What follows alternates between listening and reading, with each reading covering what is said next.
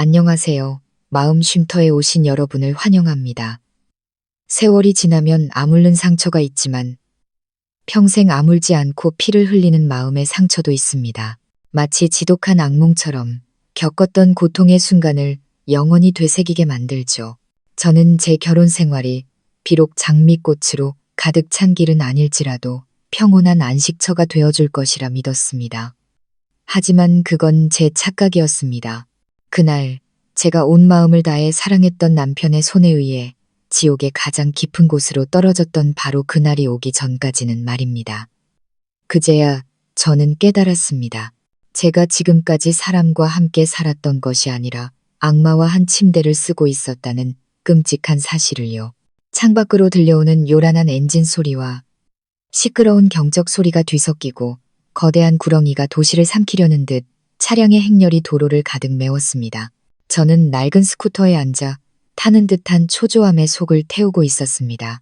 시계는 이미 저녁 7시를 가리키고 있었습니다. 평소 퇴근 시간보다 1시간이나 늦은 시각이었죠. 다리 위에서 일어난 연쇄 추돌 사고 때문에 30분이면 충분했던 저의 퇴근길은 몇 시간 동안 이어지는 끔찍한 고문이 되어버렸습니다. 저는 알고 있었습니다. 집에는 지금 밖의 혼란보다 훨씬 더 무서운 분노가 저를 기다리고 있다는 것을요. 제 이름은 이서연, 올해 30살의 평범한 회사원입니다. 월급은 그저 입에 풀칠할 정도죠. 남편 강진우는 저보다 2살 많고 작은 회사의 영업팀 과장입니다. 저희는 시부모님 그리고 시누이와 함께 서울 근교의 낡은 빌라에서 살고 있습니다. 지난 5년간의 제 시집살이는 인내라는 2글자로 요약할 수 있습니다.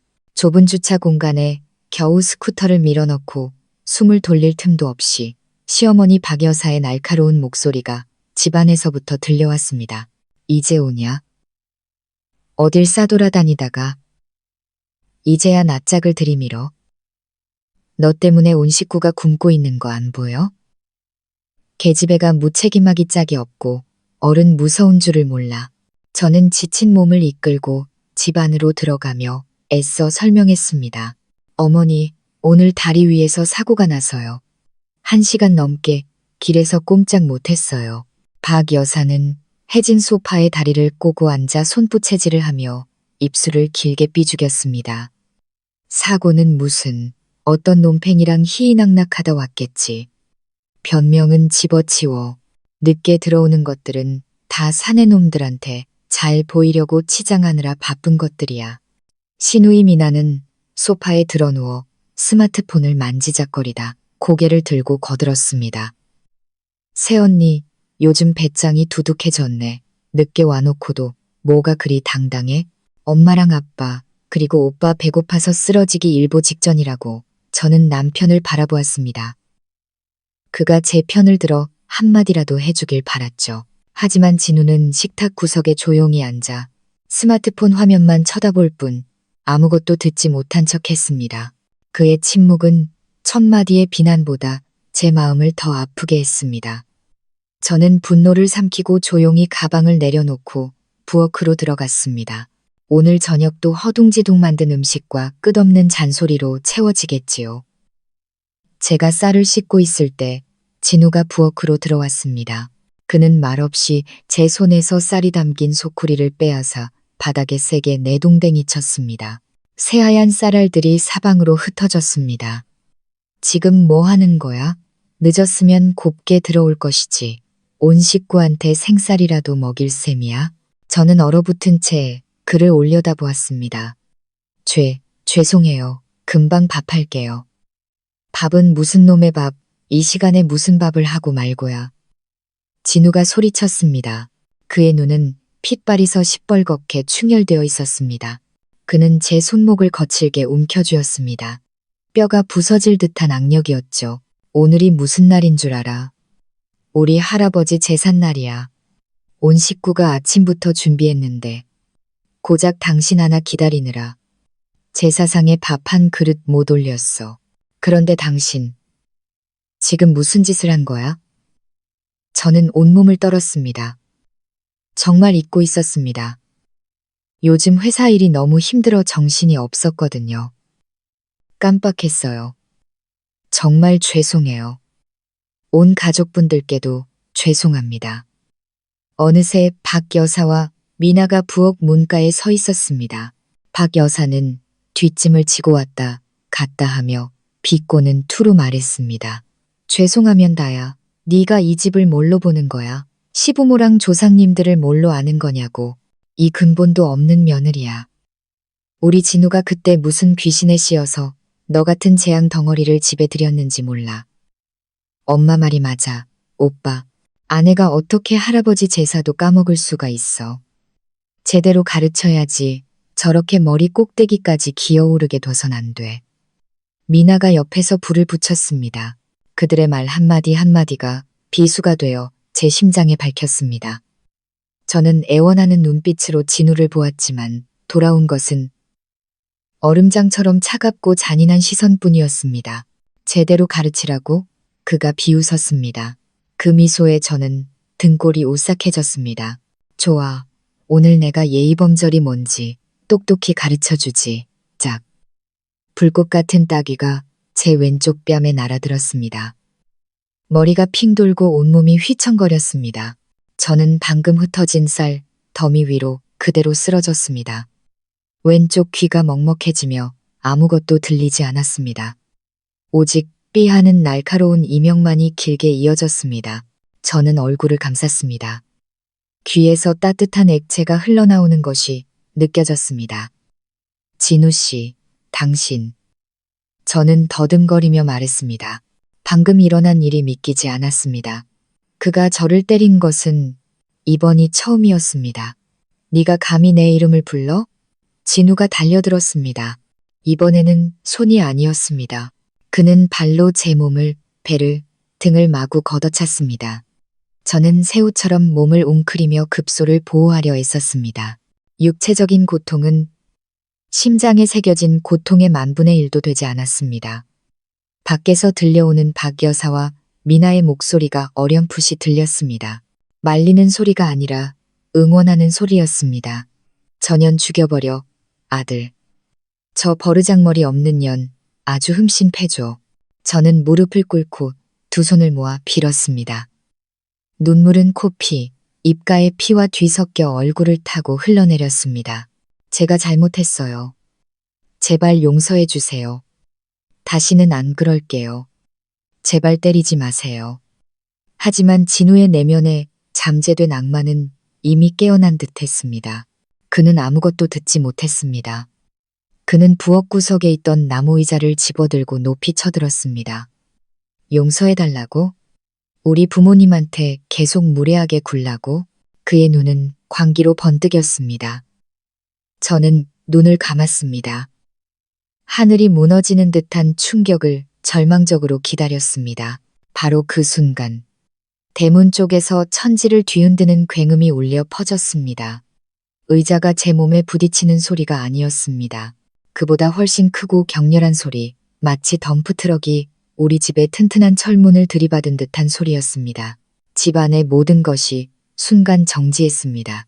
진우는 의자를 머리 위로 든 채 멈춰 섰습니다. 박 여사와 미나도 망연자실한 채 대문 쪽을 바라보았습니다.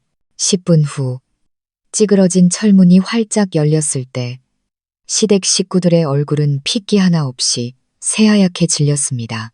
번쩍이는 검은색 제네시스 G90 4대가 천천히 좁은 마당으로 들어섰습니다.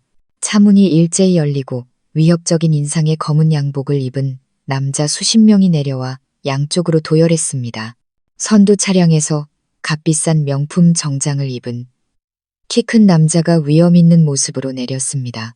그의 얼굴은 얼음처럼 차가웠지만 두 눈은 분노의 불길로 이글거리고 있었습니다. 그는 집안을 똑바로 쳐다보았습니다. 피투성이가 된 채 바닥에 웅크리고 있는 저를 보자 그의 눈은 시뻘겋게 달아올랐습니다. 그가 입을 열었습니다. 20년 동안 한 번도 다시 듣지 못했던 낮고 힘있는 익숙한 목소리였습니다. 어떤 놈이야? 어떤 놈이 감히 내 동생을 건드렸어? 그 낮고 힘있는 목소리가 천둥처럼 정적을 갈랐습니다. 내 동생, 시댁 식구들은 서로를 멀뚱히 쳐다보다가 마당 한가운데에 버티고 서 있는 낯선 남자를 바라보았습니다. 저 또한 그들 못지않게 충격에 휩싸였습니다. 육체의 고통이 순간적으로 사라지는 듯 했습니다. 저는 간신히 몸을 일으켜 피와 눈물로 퉁퉁 부은 눈을 가늘게 떴습니다. 저 큰 키, 각진 남성적인 얼굴, 그리고 깊고 단호한 눈빛, 가슴 아플 정도로 익숙한 모습이었습니다. 20년 만이야. 현준, 오빠. 저는 속삭였습니다. 제 목소리는 너무나 희미해서 제 귀에도 잘 들리지 않았습니다.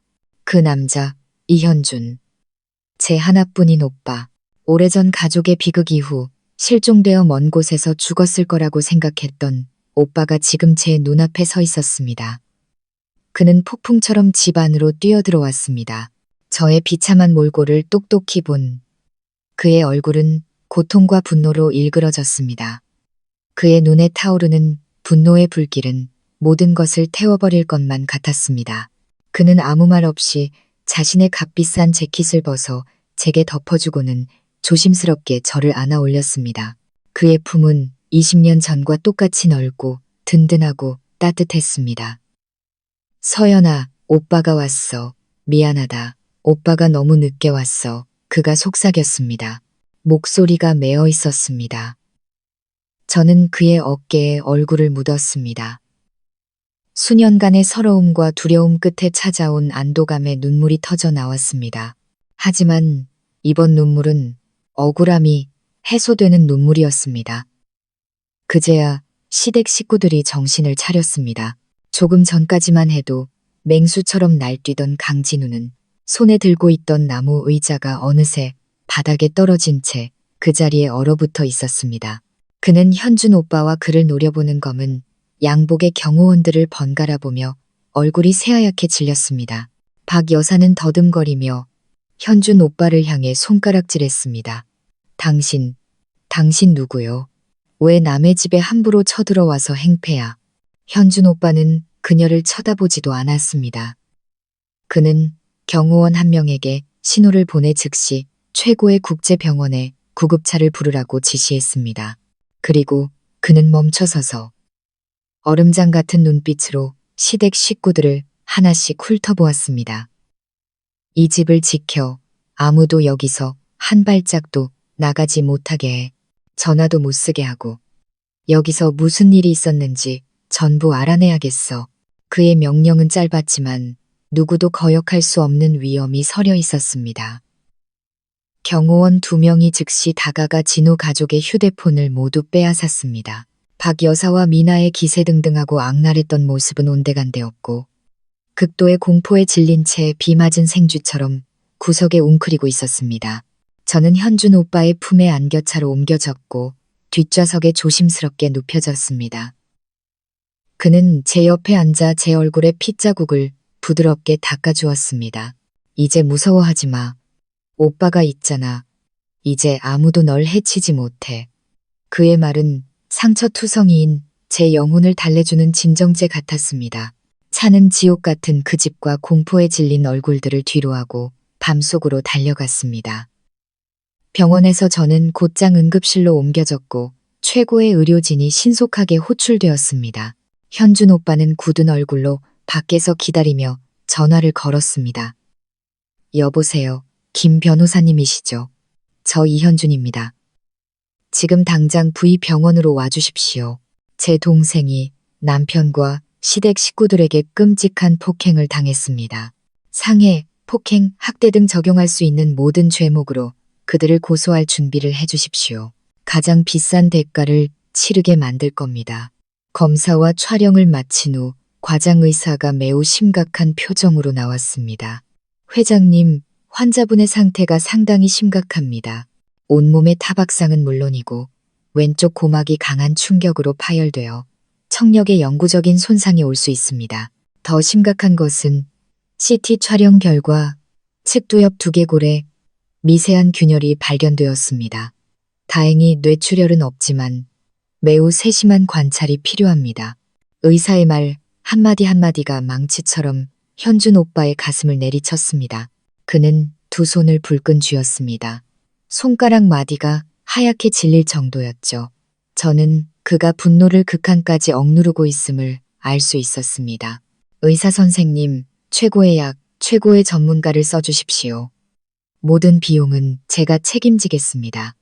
제 유일한 요구는 제 동생을 완벽하게 치료해달라는 것뿐입니다. 의사가 떠난 후 현준 오빠는 텅 빈 병원 복도에 홀로 섰습니다. 그는 담배를 꺼내 불을 붙이고 깊이 한 모금 빨아들였습니다. 하얀 연기가 그의 각진 얼굴을 감싸며 분노로 이글거리는 두 눈을 가렸습니다. 그는 창밖으로 화려한 야경을 바라보았지만 그의 머릿속에는 단 하나의 생각뿐이었습니다. 강진우, 그리고 내 놈의 가족들. 게임은 이제부터 시작이다.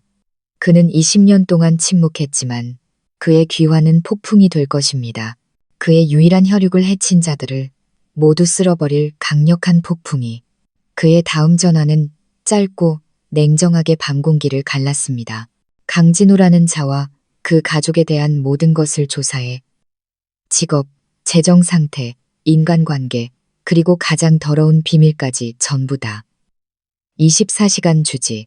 저는 낯선 병실에서 눈을 떴습니다. 온통 하얗고 고급스러운 방이었습니다.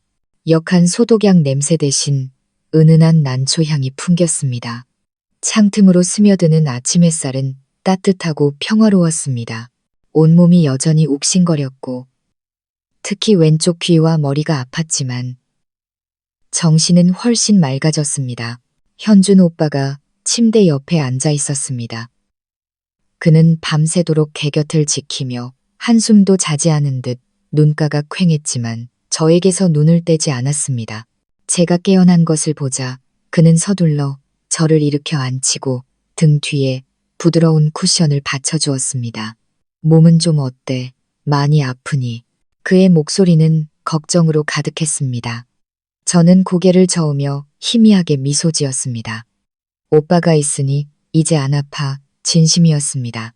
그의 존재는 제 육체와 영혼의 모든 고통을 앗아가는 가장 효과적인 진통제였습니다. 잠시 후 간호사가 아침 식사를 가져왔습니다.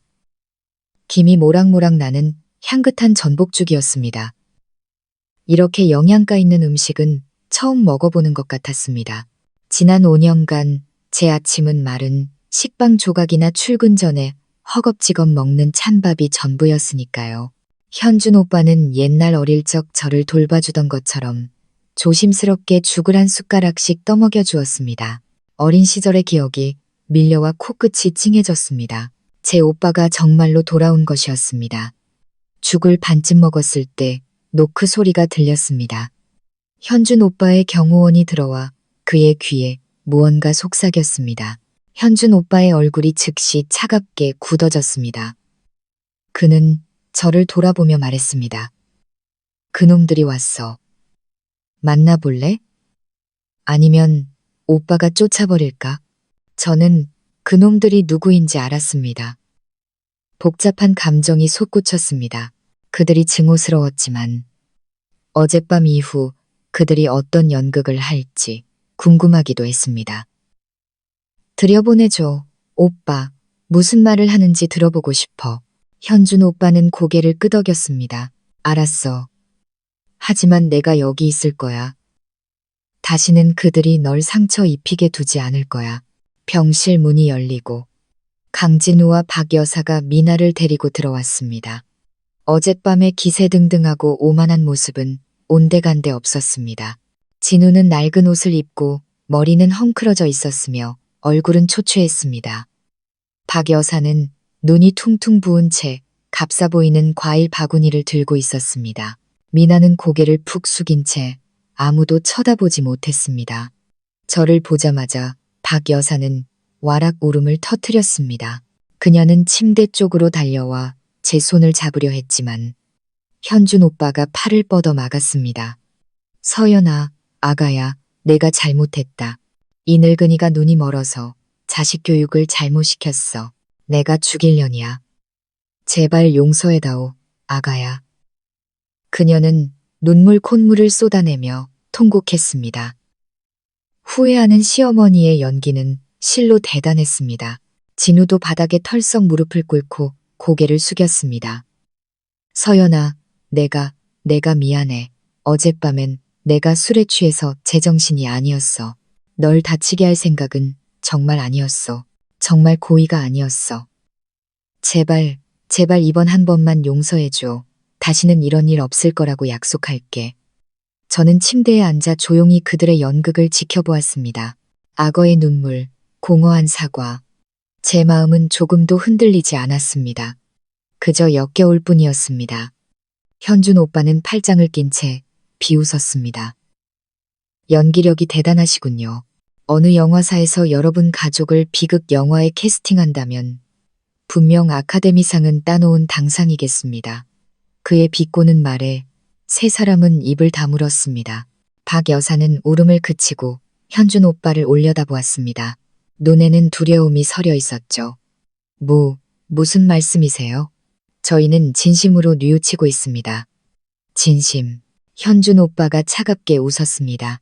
이 멍든 사과와 시커먼 바나나가 담긴 과일 바구니로 진심을 표현하시겠다. 아니면 이 서투른 거짓말로? 내 동생이 바보인 줄 아십니까?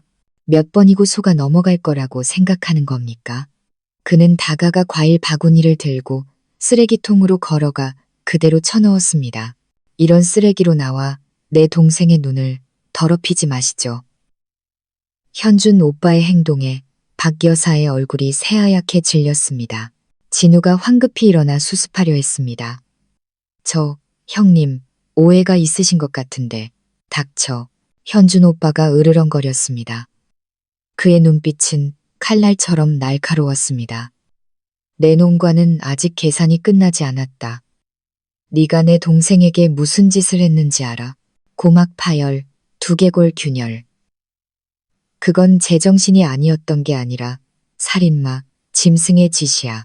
현준 오빠의 말 한마디 한마디가 망치처럼 진우를 내리쳐 그는 온몸을 부들부들 떨었습니다. 내 변호사가 이미 경찰과 이야기했고 고소장도 제출했다. 법정에 설 준비나 하시지. 법정이라는 두 글자에 세 사람은 벼락이라도 맞은 듯 했습니다. 그들의 얼굴에 공포가 역력했습니다. 현준 오빠가 이렇게 단호하고 신속하게 나올 줄은 몰랐던 것입니다. 안 돼. 그럴 순 없어. 박 여사가 중얼거렸습니다. 집안일은 집안에서 해결해야지. 어떻게 법정까지 일을 크게 만들어. 집안일. 현준 오빠가 분노에 찬 웃음을 터뜨렸습니다.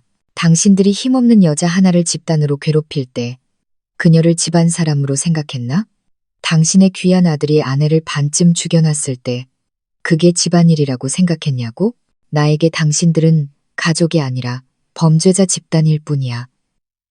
그는 문을 가리켰습니다. 이제 당장 꺼져.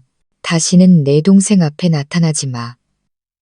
그렇지 않으면 내가 언제까지 이성을 유지할 수 있을지 장담 못하니까. 진우 가족은 비틀거리며 문 밖으로 물러났습니다. 감히 한마디도 더 하지 못했죠. 떠나기 전 진우는 저를 돌아보았습니다. 그의 눈에는 더 이상 뉘우침이 아닌 원망과 공포가 서려 있었습니다. 저는 그들의 연극이 실패했음을 알았습니다. 하지만 그들의 음모는 여기서 끝나지 않을 것이란 것도, 그리고 저와 오빠의 전쟁은 이제 막 시작되었을 뿐이었습니다. 그들의 초라한 뒷모습이 문 뒤로 사라지고 나서야 저는 안도의 한숨을 내쉬었지만 마음속에는 또 다른 불안감이 싹 텄습니다. 그들은 막다른 길에 몰렸을 때 결코 쉽게 포기하지 않을 것입니다. 진우 가족이 떠난 후 병실은 다시 평온을 되찾았지만 저와 현준 오빠의 마음은 폭풍우가 몰아치고 있었습니다. 그들의 서투른 연극은 우리 안에 분노의 기름을 부었을 뿐입니다. 현준 오빠는 의자를 끌어다 제 옆에 앉았습니다. 그의 얼굴에서 분노는 옅어지고 대신 무한한 안타까움이 자리했습니다. 그는 아직 멍 자국이 남아있는 제 손을 잡았습니다. 미안하다, 서연아. 오빠가 더 일찍 왔어야 했는데. 저는 고개를 저었습니다. 눈물이 다시 핑 돌았죠. 오빠 탓이 아니야. 나는 그냥. 오빠가 왜 20년 동안이나 사라졌는지 이해가 안 됐어. 나는 오빠가 이제 이 세상에 없는 줄 알았어. 20년 동안 마음속에 묻어두었던 질문이 마침내 입 밖으로 나왔습니다. 부모님의 목숨을 앗아간 끔찍한 비극 이후 당시 15살이었던 제 유일한 의지처 현준 오빠마저 갑자기 사라졌습니다. 10살의 저는 순식간에 세상에 홀로 남겨진 고아가 되었죠. 현준 오빠는 한동안 말이 없었습니다. 그의 눈은 창밖 먼 곳을 응시하며 세월 속의 빛바랜 기억의 조각들을 더듬는 듯 했습니다. 그리고 그는 이야기를 시작했습니다. 그의 목소리는 낮고 차분했지만 한마디 한마디에 지울 수 없는 고통이 배어 있었습니다. 그날 비보를 듣고 나는 정신을 잃었어. 깨어나 보니 큰아버지 댁이더군. 어른들은 네가 아직 너무 어려서 돌볼 수 없으니 외가 쪽 먼 친척이 널 데려가 키우기로 했다고 말했어. 거짓말이에요. 저는 씁쓸하게 말을 끊었습니다. 외가 친척은 없었어요. 저는 보육원으로 보내졌어요. 그러다 시골의 한 가정에 입양됐는데 그들은 저를 식모처럼 부렸어요. 18살이 되어서야 겨우 그곳에서 벗어날 수 있었어요. 현준 오빠는 제 손을 더 꽉 잡았습니다. 그의 눈에는 후회와 분노가 서려 있었습니다. 이제야 알았어. 이제야 모든 걸. 그 짐승 같은 인간들, 그들이 날 속였던 거야. 그는 계속해서 말했습니다. 그때 난 너무 어렸고 부모님의 죽음으로 인한 충격이 너무 컸어. 그래서 그들의 말을 믿었지. 일주일 뒤 큰아버지는 미국의 한 자선단체에서 내 유학을 후원해주기로 했다고 했어. 그게 내가 밝은 미래를 가질 수 있는 최선의 방법이라고. 그들은 계속 연락하며 내 소식을 전해주겠다고 약속했지. 난 가기 싫었어. 널 찾기 위해 남고 싶었어. 하지만 그들은 나를 강요했어. 그게 부모님의 유언이었다고. 부모님은 항상 내가 훌륭하게 공부해서 성공하길 바라셨다고 말이야. 그렇게 15살의 나는 어린 여동생에게 작별 인사 한마디 못한 채 비행기에 실려 낯선 나라로 보내졌어. 미국에서의 첫 몇 년은 지옥 같았어. 새로운 언어, 새로운 환경에 적응하면서 생활비를 벌기 위해 온갖 꾸준히를 해야 했지. 내가 보낸 편지에는 단 한 번도 답장이 없었고 전화는 번번이 핑계를 대며 끊겼어. 그렇게 서서히 연락이 완전히 끊겨버렸지. 나는 죄책감과 외로움 속에서 살았어. 항상 동생을 버렸다고 자책하면서 몇 년이 지나 성인이 되고 나서야 의심이 들기 시작했어. 모든 것 뒤에 음모가 있다는 걸 깨달았지. 나는 미친 듯이 공부하고 일했어. 언젠가 충분히 강해지면 반드시 돌아가서 널 찾고 부모님 죽음의 진실을 밝혀내겠다고 스스로에게 맹세했어. 부모님의 죽음, 저는 얼어붙었습니다. 교통사고가 아니었나요? 겉보기엔 그랬지. 현준 오빠의 목소리가 싸늘해졌습니다. 하지만 내가 절대 잊을 수 없는 한 가지가 있어. 사고가 나던 날 아침, 아버지는 어머니께 브레이크가 좀 이상하다고 불평하셨어. 주말에 정비소에 가봐야겠다고 하셨지. 하지만 아버지께는 그럴 기회가 없었어. 나중에 경찰 조사에서는 비 때문에 길이 미끄러워 운전자가 통제력을 잃었다고 결론 내렸어. 브레이크에 대한 언급은 전혀 없었지. 등골을 타고 차가운 기운이 흘렀습니다. 현준 오빠의 말은 제 마음속에 끔찍한 의심을 심었습니다. 오빠는 그게 사고가 아니었다고 생각하는 거야? 확신할 순 없어. 하지만 누군가 고의로 우리 가족을 해쳤고 그들이 서둘러 우리 남매를 떼어놓고 나를 해외로 보낸 것과 분명 관련이 있다는 강한 예감이 들어. 20년 동안 해외에서 현준 오빠는 공부만 한 것이 아니었습니다. 그는 거대한 사업을 일궈냈습니다. 허드레시를 하던 소년에서 여러 국가의 지사를 둔 대형 투자그룹의 회장이 된 것입니다. 그는 진정으로 강하고 권력 있는 용이 되어 돌아왔습니다. 그리고 이제 내가 돌아왔어. 2달 전에 오자마자 바로 사람을 풀어 널 찾기 시작했지. 하지만 네가 보육원을 떠난 후에 정보는 거의 없었어. 그러다 어제 내 사람들이 우연히 네가 강진우와 결혼했다는 사실과 집 주소를 알아냈지. 오늘 아침에 널 찾아갈 생각이었는데. 설마. 그는 안타까운 눈빛으로 저를 바라보았습니다. 이런 상황에서 널 만나게 될 줄은 몰랐어. 서연아, 약속할게. 너를 위한 정의를 되찾는 것뿐만 아니라 부모님 사건을 다시 파헤쳐서 모든 것의 배후에 있는 놈을 반드시 찾아낼 거야. 그놈이 누구든 반드시 대가를 치르게 만들겠어. 저는 오빠를 힘껏 껴안았습니다. 다시 눈물이 흘렀습니다. 하지만 이번에는 고통뿐만 아니라 강렬한 희망이 담긴 눈물이었습니다. 제 오빠가 제 버팀목이 돌아왔습니다. 수만 배는 더 강하고 단호해진 모습으로 저는 이제부터 더 이상 혼자 싸우지 않아도 된다는 것을 알았습니다. 복수의 폭풍이 곧 몰아칠 것이고 20년 동안 숨어 지내온 범죄자들도 하늘의 그물을 피할 수 없을 것입니다. 현준 오빠의 약속은 빈말이 아니었습니다. 제가 아직 병원에서 회복 중일 때 그의 거대한 권력 시스템은 이미 움직이기 시작했습니다. 밤이 깊었지만 현준 오빠의 든든한 법률 파트너인 김 변호사의 사무실은 불이 환하게 켜져 있었습니다. 현준 오빠의 책상 위에는 강진우 가족에 대한 두툼한 서류 파일이 놓여 있었습니다. 서울 최고의 흥신소 팀이 24시간 동안 전력을 다해 얻어낸 결과물이었습니다.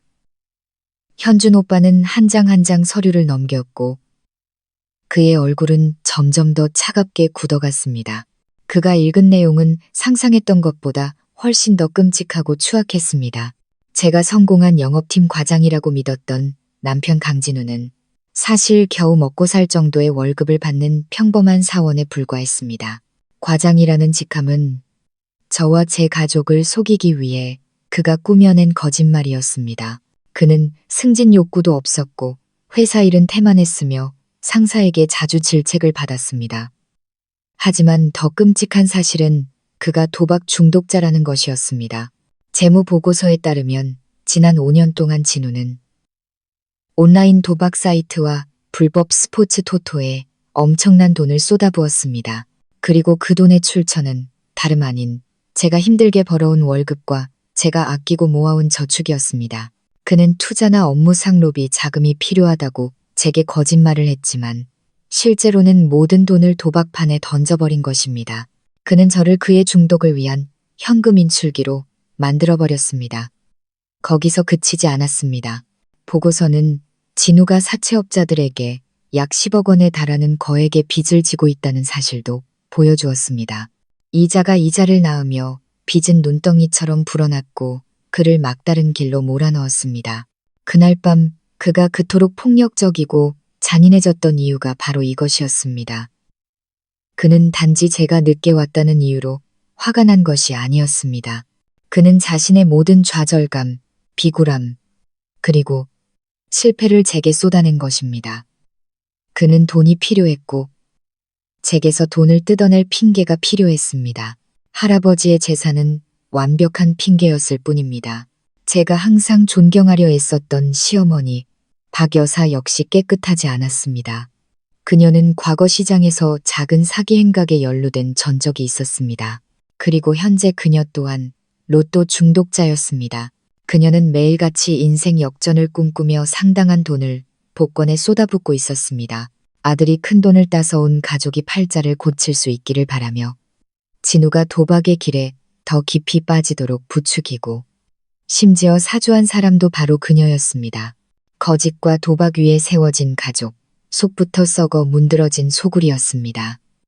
신우이 미나는 제가 본 그대로였습니다. 오빠가 저에게서 속여 뜯어낸 돈에 기대어 사는 게으른 기생충일 뿐이었습니다. 현준 오빠는 서류 파일을 덮었습니다. 그의 입가에 차가운 미소가 번졌습니다. 완벽한 가족이군. 모두가 뛰어난 연기자들이야. 그는 김 변호사를 돌아보았습니다. 김 변호사님, 이 증거들로 우리가 뭘 할 수 있습니까? 중년의 점잖은 신사인 김 변호사가 안경을 고쳤으며 전문적으로 말했습니다. 회장님, 형사상으로 강진우 씨의 상해죄는 명백합니다. 이서연 씨의 상해 진단 결과로 볼 때 그는 2년에서 5년 사이의 징역형에 처해질 수 있습니다. 학대죄에 대해서는 이서연 씨의 진술과 증인들의 증언이 더 필요합니다. 민사소송은 어떻습니까? 이혼하고 싶습니다. 현준 오빠의 목소리가 단호해졌습니다. 내 동생이 그 지옥에서 최대한 빨리 벗어나길 바랍니다. 그리고 그놈이 빈손으로 쫓겨나길 원합니다. 이혼 소송은 어렵지 않습니다. 김 변호사가 답했습니다. 강진우 씨의 폭력 행위와 도박 습관을 고려하면 법원은 분명 우리 편을 들어줄 겁니다. 문제는 재산입니다. 그들이 사는 빌라는 낡았지만 혼인 기간 중에 형성된 재산입니다. 법적으로는 절반을 나눠야 할 수도 있습니다. 단 한 푼도 안 돼. 현준 오빠가 단호하게 말을 끊었습니다. 내 동생을 학대한 놈에게 벽돌 한 장이라도 나눠주고 싶지 않아. 무슨 수를 써서라도 막아주시오. 그의 도박과 빚에 대한 증거를 이용해 그가 가족에게 전혀 기여하지 않았고 오히려 파괴자였다는 것을 증명하시오. 그가 재산을 분할받을 자격이 없다는 것을 증명하란 말이오. 알겠습니다. 조금 복잡한 일이 되겠지만 최선을 다하겠습니다. 김 변호사가 고개를 끄덕였습니다. 또한 강진우 씨의 사채 빚을 압박 카드로 사용할 수 있습니다. 제게 몇몇 연줄이 있습니다. 채권자들이 예상보다 빨리 그를 찾아가게 만들 수 있습니다. 막다른 길에 몰리면 그는 재산 다툼을 할 정신이 없을 겁니다. 아주 좋아. 그렇게 진행합시다. 현준 오빠가 말했습니다. 그놈도 막다른 골목에 몰리는 기분. 내 동생이 겪어야 했던 절망감을 맛보게 하고 싶어. 회의가 끝났을 때는 이미 밤이 깊었습니다. 현준 오빠는 집으로 가지 않고 병원으로 돌아왔습니다. 그는 제 곁에서 제 잠을 지켜주고 싶어 했습니다. 그는 조용히 병실로 들어왔습니다. 저는 여전히 잠들어 있었습니다. 숨소리는 규칙적이었고 얼굴의 상처는 붓기가 좀 가라앉았지만 여전히 잔인한 폭력의 흔적이 남아 있었습니다. 그는 의자를 끌어다 앉아 조용히 저를 바라보았습니다. 어릴 적 그 작고 귀여웠던 여동생의 얼굴에 이제는 삶의 피로와 슬픔이 새겨져 있었습니다. 그는 자책했습니다. 만약 내가 더 일찍 돌아왔더라면, 만약 내가 더 일찍 너를 찾았더라면 아마 너는 이런 고통을 겪지 않았을 텐데. 그는 손을 뻗어 제 뺨에 흐트러진 머리카락을 부드럽게 쓸어 넘겼습니다. 서연아, 푹 자렴. 모든 게 괜찮아질 거야. 이제부터는 아무도 널 괴롭히지 못해. 오빠가 약속할게. 그의 조용한 약속이 고요한 병실에 울려 퍼졌습니다. 자신의 가장 소중한 보물을 지키기 위해 모든 힘을 다할 준비가 된 한 마리의 용의 약속이었습니다. 그는 이 싸움이 진 후 가족을 처벌하는 것에서 끝나지 않을 것임을 알고 있었습니다. 그것은 어두운 과거를 파헤치고 부모님의 정의를 되찾기 위한 싸움이기도 했습니다. 그리고 그는 준비가 되어 있었습니다. 일주일 후 저는 퇴원했습니다. 머리와 귀의 상처가 완전히 회복되려면 시간이 더 필요했지만 정신적으로는 훨씬 좋아졌습니다. 현준 오빠는 제가 그 끔찍한 기억으로 가득한 낡은 빌라로 돌아가게 하지 않았습니다.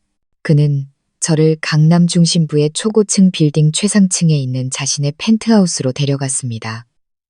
그곳에 처음 들어섰을 때 저는 정말 압도당했습니다. 사방이 통유리로 되어 있어 화려한 서울의 전경을 한눈에 볼 수 있는 거대한 아파트였습니다.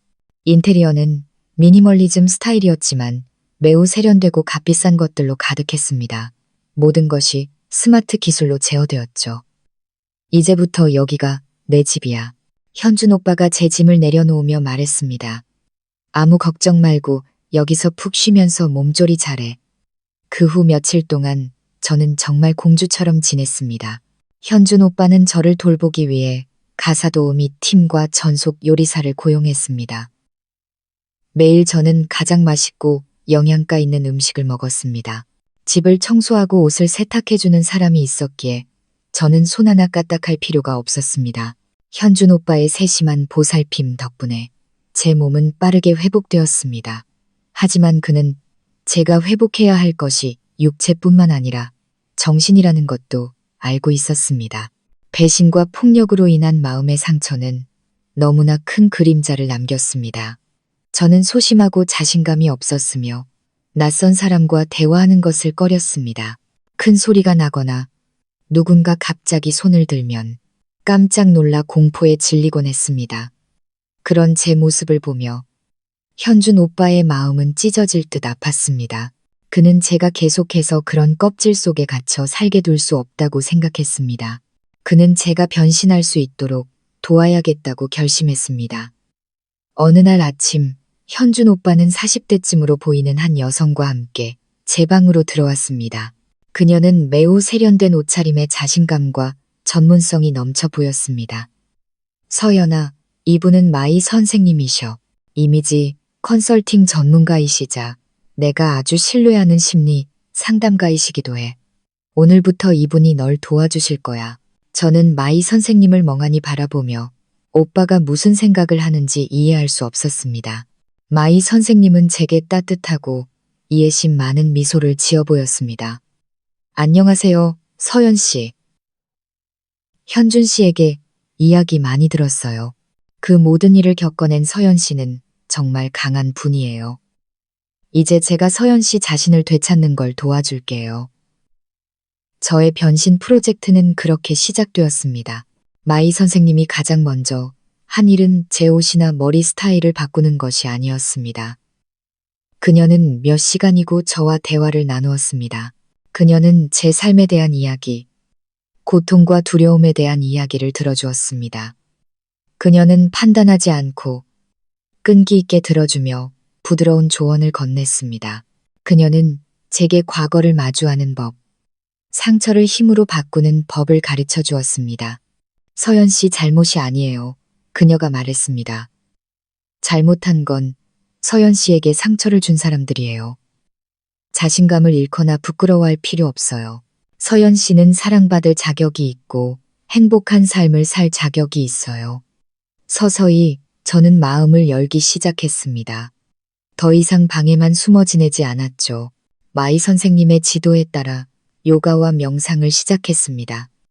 제 마음은 평온해지고 맑아졌습니다. 제 정신이 안정되자 마이 선생님은 비로소 외모를 바꾸는 작업에 착수했습니다. 그녀는 저를 최고의 헤어 살롱과 스파로 데려갔습니다. 푸석하고 길기만 했던 제 머리는 짧게 잘려 현대적이고 세련된 스타일로 바뀌었습니다. 창백하고 피곤했던 피부는 세심한 관리를 통해 매끄럽고 생기 있게 변했습니다. 마이 선생님은 제게 화장하는 법을 가르쳐 주었습니다. 단점을 가리기 위해서가 아니라 제 본연의 아름다움을 돋보이게 하기 위해서였죠. 다음은 의상이었습니다. 그녀는 제 옷장에 있던 낡고 어두운 색의 옷들을 모두 버렸습니다. 그 자리에는 우아한 드레스, 세련된 오피스룩, 명품 하이힐이 채워졌습니다. 여자는 먼저 자기 자신을 사랑하고 가꿀 줄 알아야 해요. 그녀가 말했습니다. 스스로에게 자신감이 생기면 온 세상이 당신을 우러러보게 될 거예요. 한 달 후 거울 속 제 모습을 보았을 때 저는 제 자신을 알아보지 못했습니다. 거울 속의 여성은 더 이상 소심하고 순종적이었던 평범한 회사원 이서연이 아니었습니다. 그녀는 아름답고 세련된 여성이었고 그녀의 눈빛은 더 이상 두려움에 떨지 않고 자신감과 단호함으로 빛나고 있었습니다.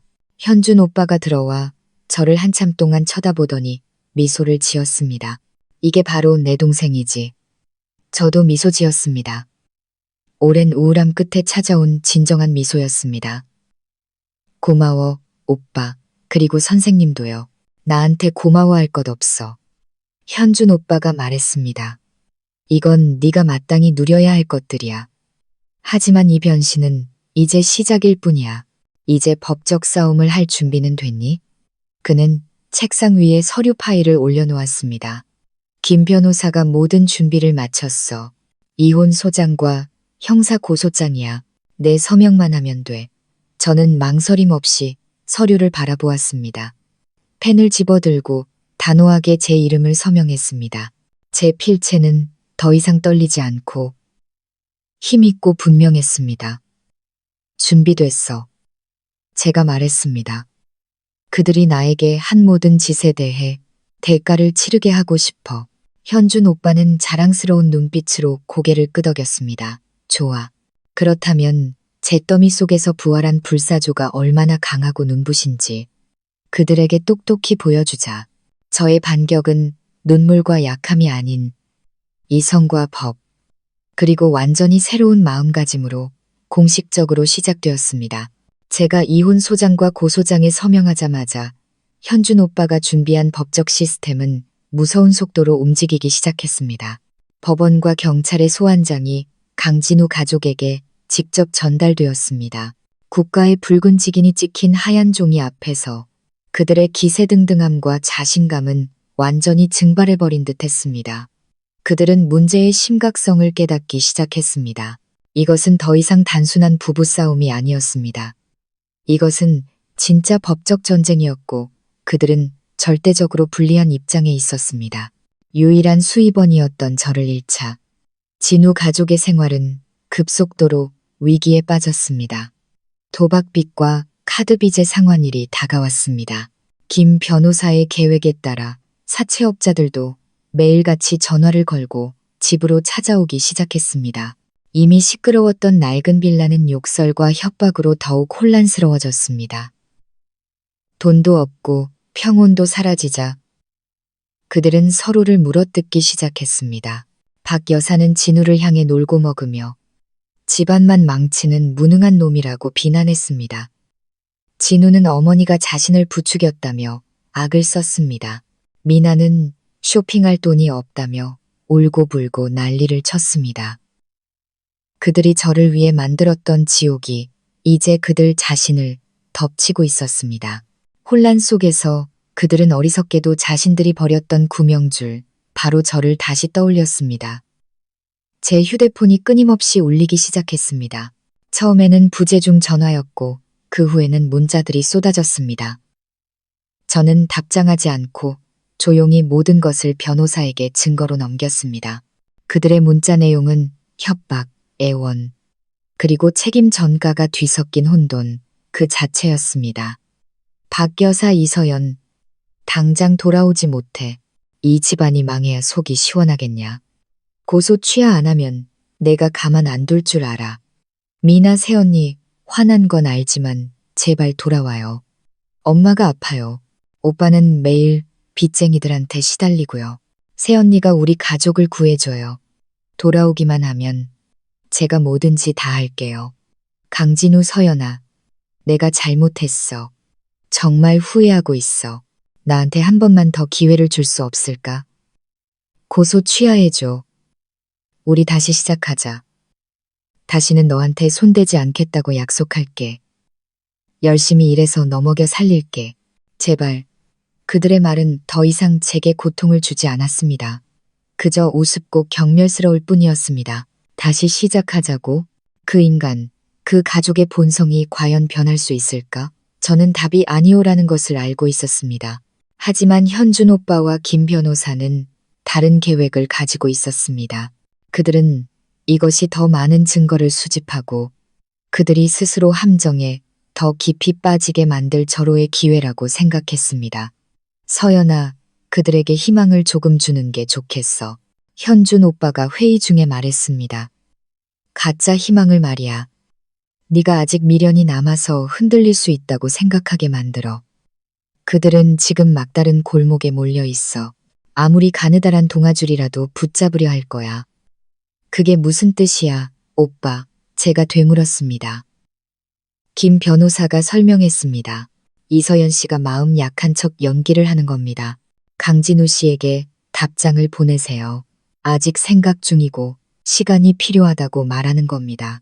그리고 나서 제대로 이야기하기 위해 만나자고 제안하세요. 우리는 그 만남에서 강진우 씨가 당신을 붙잡기 위해 온갖 약속을 하고 심지어 자신의 진심을 증명하기 위해 다른 비밀들까지 털어놓을 것이라고 확신합니다. 그리고 물론 그 모든 대화는 녹음될 겁니다. 이 계획은 다소 위험해 보였지만 저는 현준 오빠와 김 변호사의 계산을 믿었습니다. 저는 이 마지막 연극을 끝까지 해내기로 결심했습니다. 저는 진우에게 문자를 보냈습니다.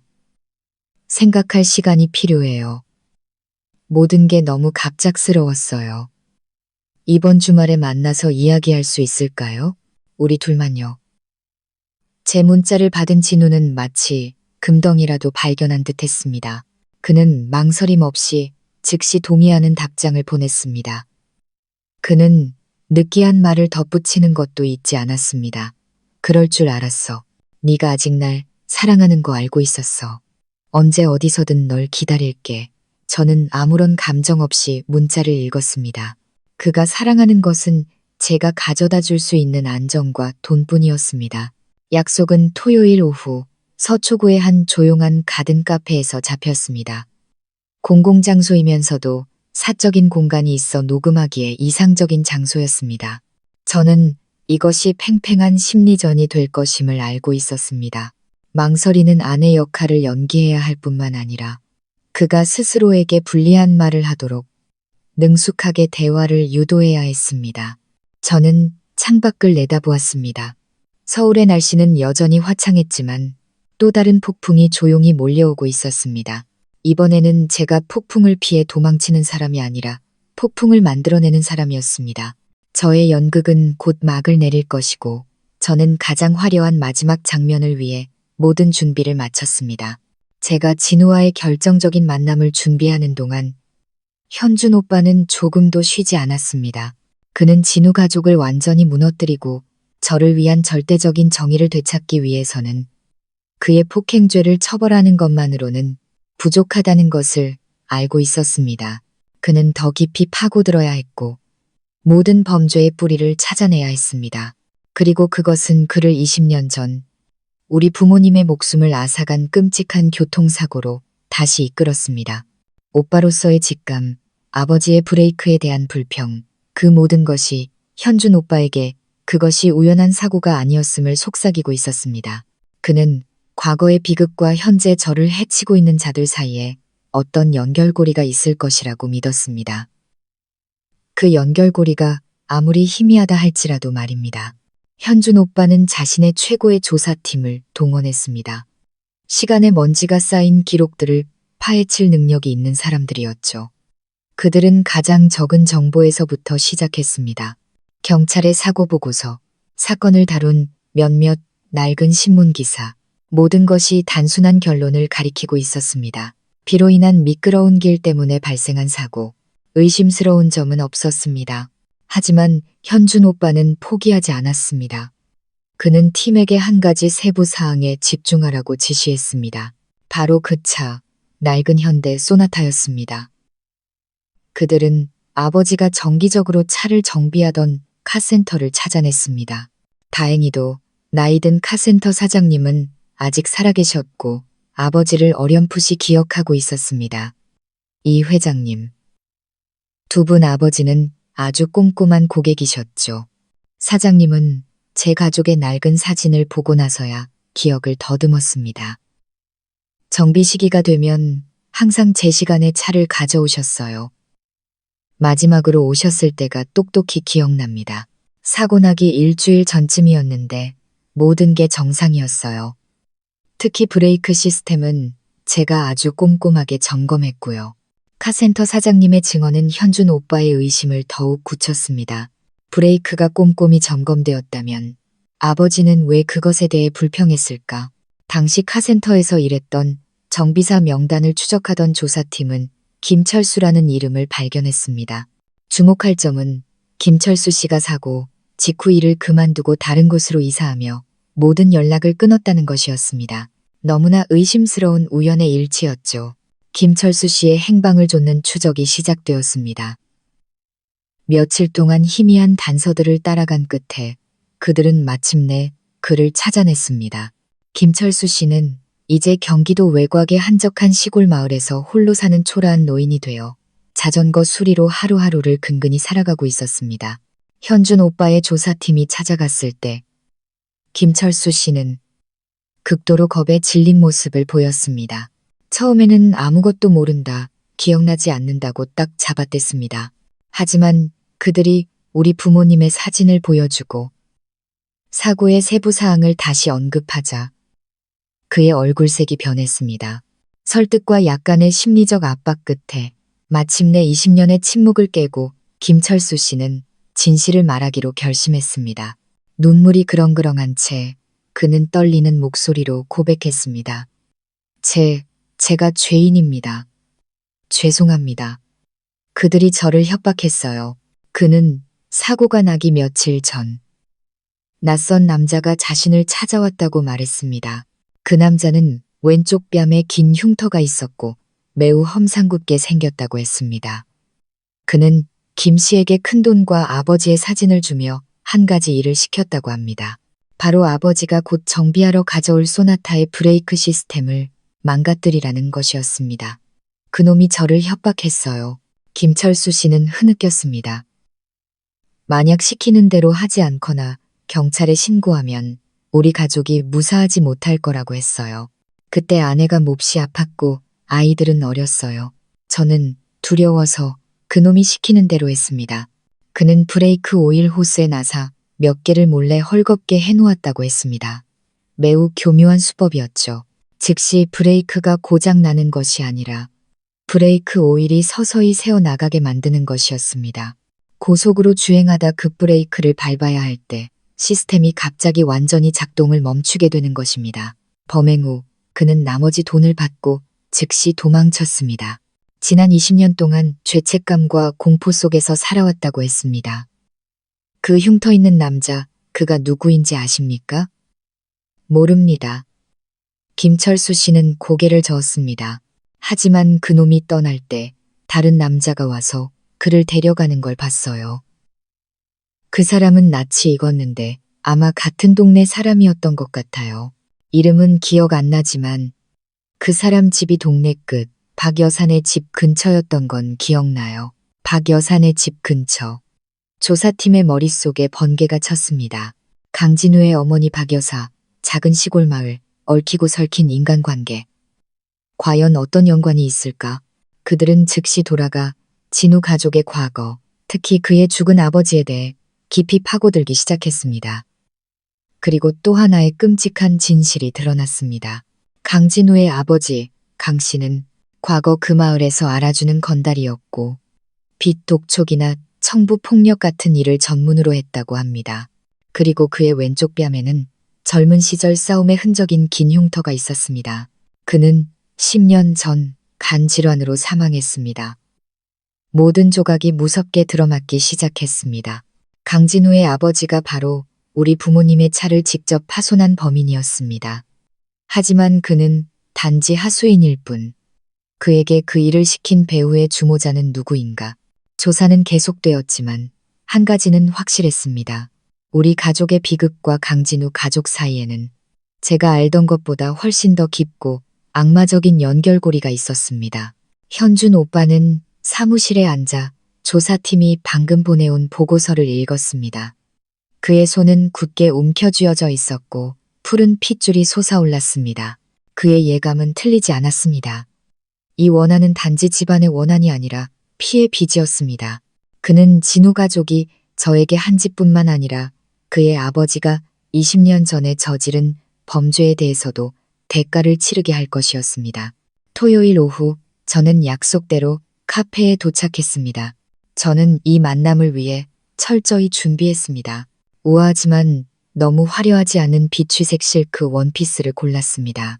머리는 단정하게 올리고 가볍게 화장을 했습니다. 저는 큰일을 겪어 다소 초췌하지만 여전히 품위를 잃지 않는 여성의 이미지를 연출하고 싶었습니다.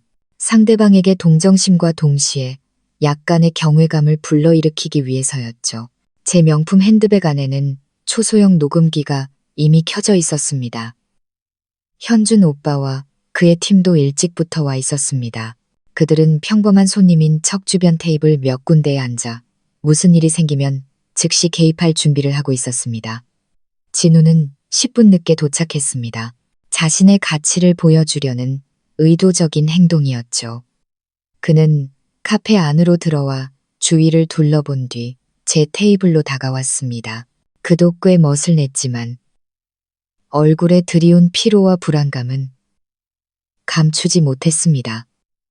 아마 지난 며칠간 그의 삶도 쉽지 않았을 것입니다. 왔어? 그는 의자를 끌어당겨 앉으며 억지 미소를 지었습니다. 미안, 일이 좀 있어서 늦었네. 저는 아무 말 없이 가볍게 고개를 끄덕이고 창밖을 바라보며 무심하고 슬픈 표정을 지었습니다. 저의 침묵에 그는 다소 당황한 듯 했습니다. 그는 커피 2잔을 주문하고 독백을 시작했습니다. 서연아, 며칠 동안 정말 많이 생각했어. 내가 잘못했어. 정말 많이. 나는 내 사랑과 희생을 받을 자격이 없어. 나는 쓰레기고 남편 같지도 않은 놈이야. 그는 동정심을 얻기 위한 흔한 심리전인 자기 비하와 자책으로 연극을 시작했습니다. 지금 와서 사과하는 게 너무 늦었다는 거 알아. 하지만 정말 네가 나한테 기회를 줬으면 좋겠어. 잘못을 바로잡고 너한테 보상할 마지막 기회를. 저는 여전히 침묵하며 커피잔을 가볍게 젓고 있었습니다. 저의 침묵은 그를 더욱 초조하게 만드는 듯 했습니다. 그는 몸을 앞으로 숙이며 더욱 간절한 목소리로 말했습니다. 서연아, 너 아직 나 사랑하잖아. 그렇지? 우리 5년 동안 얼마나 좋은 추억이 많았어. 내 한순간의 화 때문에 모든 걸 버리지 마. 약속할게. 맹세할게. 나 변할게. 도박도 끊고 열심히 일할게. 좋은 남편이 될게. 나중에 우리에게 아이가 생긴다면 좋은 아빠도 될게. 좋은 아빠. 저는 비웃음이 섞인 미소를 희미하게 지으며 처음으로 입을 열었습니다. 당신이 좋은 아빠가 될 수 있다고 생각해요. 당연하지. 진우는 마치 구명줄이라도 잡은 듯 황급히 대답했습니다. 우리 아이를 세상에서 가장 사랑할 거야. 아이가 어떤 어려움도 겪지 않게 할 거야. 그래요? 저는 돌아서서 그의 눈을 똑바로 쳐다보았습니다. 제 눈빛은 더 이상 슬프지 않고 칼날처럼 차가워졌습니다. 그럼 왜 당신은 제 고막을 터뜨리고 두개골에 금이 가게 할 만큼 무자비하게 때렸죠? 만약 그 주먹이 조금만 더 강했다면 당신이 약속하는 그 아이가 세상에 태어날 기회조차 없었을 거라는 생각은 안 해봤어요? 제 질문은 진우의 얼굴에 찬물을 끼얹는 것과 같았습니다. 그는 얼어붙어 더듬거렸습니다. 나는 술에 취해서 그랬다고 했잖아. 고의가 아니었어. 고의가 아니었다? 저는 차갑게 웃었습니다. 당신 어머니와 여동생이 옆에서 응원할 때도 고의가 아니었나요? 당신 온 가족이 합세해서 저를 욕하고 괴롭힐 때도 고의가 아니었고요. 강진우 씨, 더 이상 저를 바보 취급하지 마세요. 당신의 연극은 이제 충분히 봤으니까요. 저의 단호한 태도에 진우는 달콤한 말이 더 이상 통하지 않는다는 것을 깨달았습니다. 그는 전략을 바꾸기 시작했습니다. 그는 지치고 무력한 척 한숨을 쉬었습니다. 알았어, 서연아. 우리 가족이 잘못했다는 거 인정해. 우리 엄마, 내 동생, 그 사람들 생각이 좀 잘못됐어. 하지만 너도 그들을 이해해줘야 해. 시골에서 평생 사셔서 생각이 좀 좁으시잖아. 네가 성공하고 돈도 잘 버니까 조금 질투하고 의지했던 것뿐이야. 그럴 수도 있는 거잖아. 그는 상황과 가족에게 책임을 돌리며 자신을 또 다른 피해자로 만들려고 애썼습니다. 그리고 나는 한쪽은 아내고 다른 한쪽은 엄마랑 동생인데 나더러 어쩌라는 거야? 나도 정말 힘들었어. 어떻게든 중재해보려고 했는데 잘 안 됐다고. 아내가 맞는 걸 침묵으로 지켜보는 게 중재인가요? 제가 되받아쳤습니다. 그들 편에 서서 제가 모든 부당함을 참도록 강요하는 게 중재고요. 진우는 할 말이 없자 마지막 카드를 꺼내 들었습니다. 서연아, 과거 얘기는 그만하자. 응? 지난 일은 그냥 덮어두자. 너 아직 나 사랑하는 거 알아. 나도 마찬가지고 우리 모든 걸 잊고 다시 시작하자. 내가 널 데리고 여기서 떠날게. 다른 도시로 가자. 우리 둘만 새로운 삶을 시작하는 거야. 다시는 널 고생시키지 않겠다고 약속할게. 그는 손을 내밀어 제 손을 잡으려 했습니다. 그의 약속은 정말 달콤하고 낭만적으로 들렸지만 지금 제 귀에는 역겨운 거짓말로만 들렸습니다. 저는 손을 빼지 않고 그가 잡게 내버려 두었습니다. 저는 그를 올려다보며 눈물을 글썽이는 척했습니다. 정말이에요? 정말 저를 위해 모든 걸 버릴 수 있어요? 제가 마음이 약해진 것처럼 보이자 진우는 신이 나서 어쩔 줄 몰랐습니다. 물론이지. 하늘에 맹세할게. 나한테는 너만 있으면 돼. 다른 건 아무것도 중요하지 않아. 가족도요? 그래, 가족까지도. 그는 조금의 망설임도 없이 대답했습니다. 그들이 널 받아주지 않는다면 내가 그들을 버릴 거야. 잔인하고 위선적인 말이었습니다. 저는 제 덫이 닫혔다는 것을 알았습니다. 제가 마음이 흔들리는 것을 본 진우는 즉시 기세를 몰아갔습니다. 그는 웨이터를 불러 비싼 와인 한 병을 주문했습니다. 오늘은 특별한 날이야. 서연아. 그의 목소리는 훨씬 밝고 자신감에 차 있었습니다. 우리가 다시 시작하기로 결정한 날이잖아. 축하주 한잔 해야지. 저는 거절하지 않았습니다. 저는 술이 거짓말쟁이의 가면을 스스로 벗게 만드는 최고의 촉매제라는 것을 알고 있었습니다. 저는 희미하게 미소 지으며 고개를 끄덕였습니다. 하지만 전 술 잘 못 마셔요. 취할까봐 무서워요. 괜찮아. 내가 있잖아. 진우가 크게 웃었습니다. 그는 매우 신사적인 척하며 직접 제게 와인을 따라주었지만 교묘하게 자기 잔에 더 많이 따랐습니다. 저를 취하게 하려는 걸까? 아니면 자신의 주량을 과신하는 걸까? 어찌됐든 모든 것은 제 계획대로 진행되고 있었습니다. 우리는 술을 마시기 시작했습니다. 저는 입술만 살짝 적시고 잔을 내려놓았지만 진우는 벌컥벌컥 마셨습니다. 그는 자신이 겪어야 했던 어려움과 압박감에 대해 늘어놓기 시작했습니다. 그는 가족 갈등과 생계의 부담 사이에 낀 불쌍한 남자의 이미지를 그려냈습니다. 그는 도박에 대해 이야기했지만 죄를 인정하는 것이 아니라 변명이었습니다. 나도 그냥 너한테 더 나은 삶을 만들어주려고 돈 좀 벌어보려던 것뿐이야. 그런데 사기당할 줄 누가 알았겠어. 딸수록 더 잃기만 하고. 그는 길게 한숨을 쉬었습니다. 너한테 숨긴 건 잘못했어. 하지만 무서웠어. 네가 날 무시할까 봐. 저는 판단하지 않고 들으며 이따금 동정하는 척 고개를 끄덕였습니다.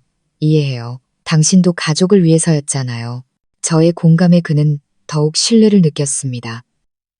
그는 한 잔, 두 잔 계속해서 마셨습니다. 첫 번째 와인병이 비었을 때 그의 얼굴은 이미 붉어졌고 말도 꼬이기 시작했습니다. 저는 웨이터에게 신호를 보내 두 번째 병을 가져오게 했습니다. 이번에는 제가 주도적으로 그에게 와인을 따라주었습니다. 마셔요. 오늘 당신이 하고 싶은 말 다 듣고 싶어요. 그동안 저한테 숨겼던 속마음까지 전부요. 제가 길을 열어주자 진우는 더 이상 거리낄 것이 없었습니다. 그는 자신의 아까웠던 도박 무용담과 어떻게 큰돈을 딸 뻔했는지에 대해 떠벌리기 시작했습니다. 그러다 그는 어머니와 여동생을 욕하기 시작했습니다. 다 엄마랑 미나 때문이야. 맨날 돈 달라고만 하니까 내가 미쳐버릴 것 같다고. 그 사람들은 날 전혀 이해 못해. 너처럼 말이야, 서연아. 너만이 날 유일하게 이해하고 공감해주는 사람이야. 그는 술 기운에 흐릿해진 눈으로 제 손을 잡았습니다. 서연아, 솔직히 말할게. 내가 너랑 결혼한 건 네가 불쌍해서 그런 것도 있었어. 넌 의지할 곳 없는 고아잖아. 내가 널 지켜주고 보호해주고 싶었어. 그런데 운명이 이렇게 꼬일 줄 누가 알았겠어. 그는 느끼한 말을 늘어놓기 시작했습니다. 하지만 저는 이제 결정타를 날릴 때라는 것을 알았습니다. 저는 그의 눈을 깊이 들여다보며 감탄하는 듯한 목소리로 속삭였습니다. 진우 씨, 당신은 정말 좋은 남자예요. 하지만 저는 당신이 어떻게 그렇게 대단하고 강인할 수 있는지 아직도 모르겠어요. 예전에 당신 집도 많이 어려웠고 아버님도 일찍 돌아가셨다고 들었는데 어떻게 혼자서 어머니와 여동생을 다 책임질 수 있었어요? 정말 대단해요. 제 칭찬은 술에 취한 남자의 자존심을 제대로 건드렸습니다. 진우는 의자의 등을 기댄 채 크게 웃었습니다. 그의 얼굴에는 자만심이 가득했죠. 대단하고 말고 넌 몰라서 그래. 우리 아버지가 옛날에 진짜 대단한 분이셨어. 그 양반 혼자서 모든 걸 다 이뤄내셨다고. 정말요? 저는 호기심 어린 표정을 지었습니다. 아버님은 무슨 일을 하셨길래 그렇게 대단하셨어요? 우리 아버지? 진우는 잠시 머뭇거렸습니다. 그의 눈에 형언할 수 없는 빛이 스쳐 지나갔습니다. 말하기 좀 그렇지만 그 양반, 이 바닥에서 알아주는 주먹이었어. 이 동네에서 우리 아버지 무서워하지 않는 사람이 없었다고.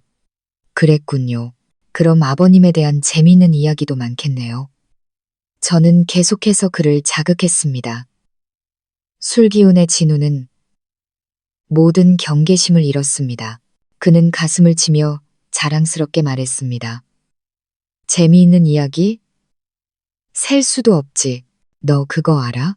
지금까지도 사람들이 이야기하는 대박 사건이 하나 있어. 우리 아버지가 딱 한 번 손 썼는데 온 가족이 몇 년은 떵떵거리고 살 돈을 버셨다고. 무슨 일이기에 그렇게 대단해요? 아, 그는 제 귀에 바싹 다가와 마치 천인공노할 비밀을 말하듯 속삭였습니다. 20년 전에 저 윗동네에 살던 부자 부부 교통사고 말이야. 사람들은 다 진짜 사고인 줄 알지만 아니거든.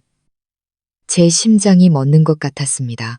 저는 애써 태연한 표정을 유지했지만 테이블 아래의 두 손은 굳게 움켜쥐고 있었습니다. 사고가 아니면요? 우리 아버지가 한 짓이지. 진우는 병적인 자부심에 가득 찬 목소리로 말했습니다.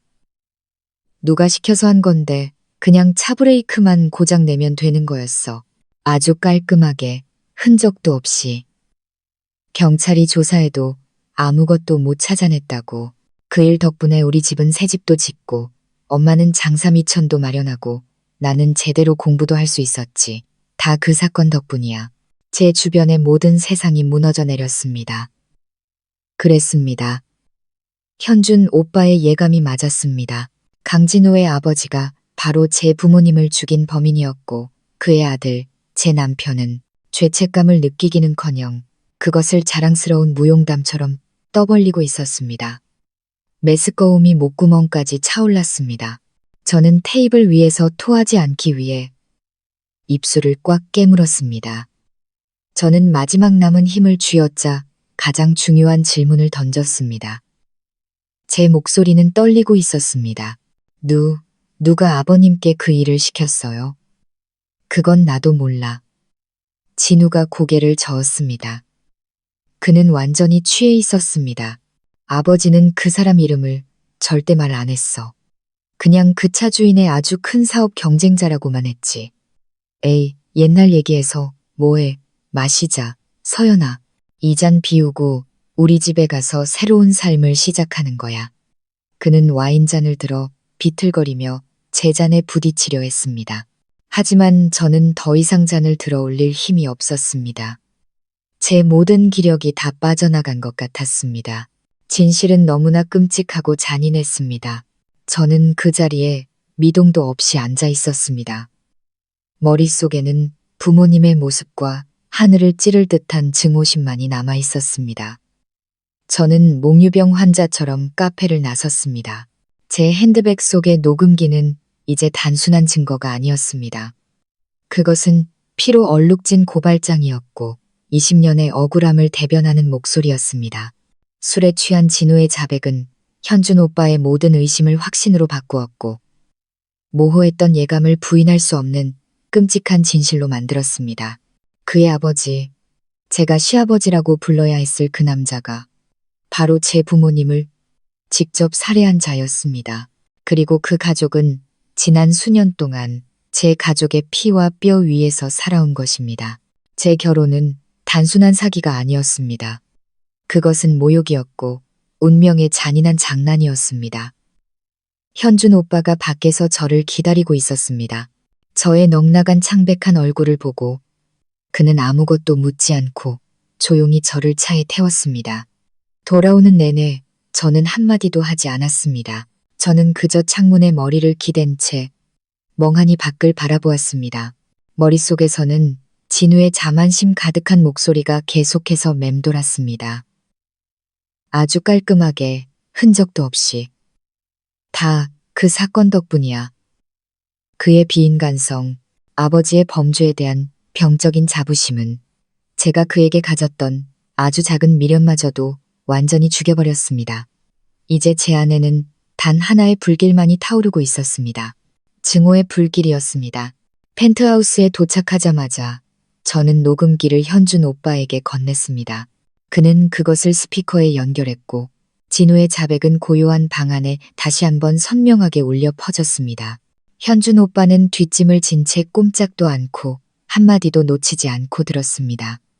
들으면 들을수록 그의 얼굴은 더욱 굳어갔습니다. 그의 두 눈은 저 못지않은 증오의 불길로 타올랐습니다. 녹음이 끝나자 그는 아무 말 없이 저를 돌아서서 품에 안았습니다. 미안하다, 서연아. 네가 이런 말을 듣게 해서는 안 됐는데. 저는 그의 어깨에 얼굴을 묻고 마침내 참았던 울음을 터뜨렸습니다. 오빠, 이제 어떡해.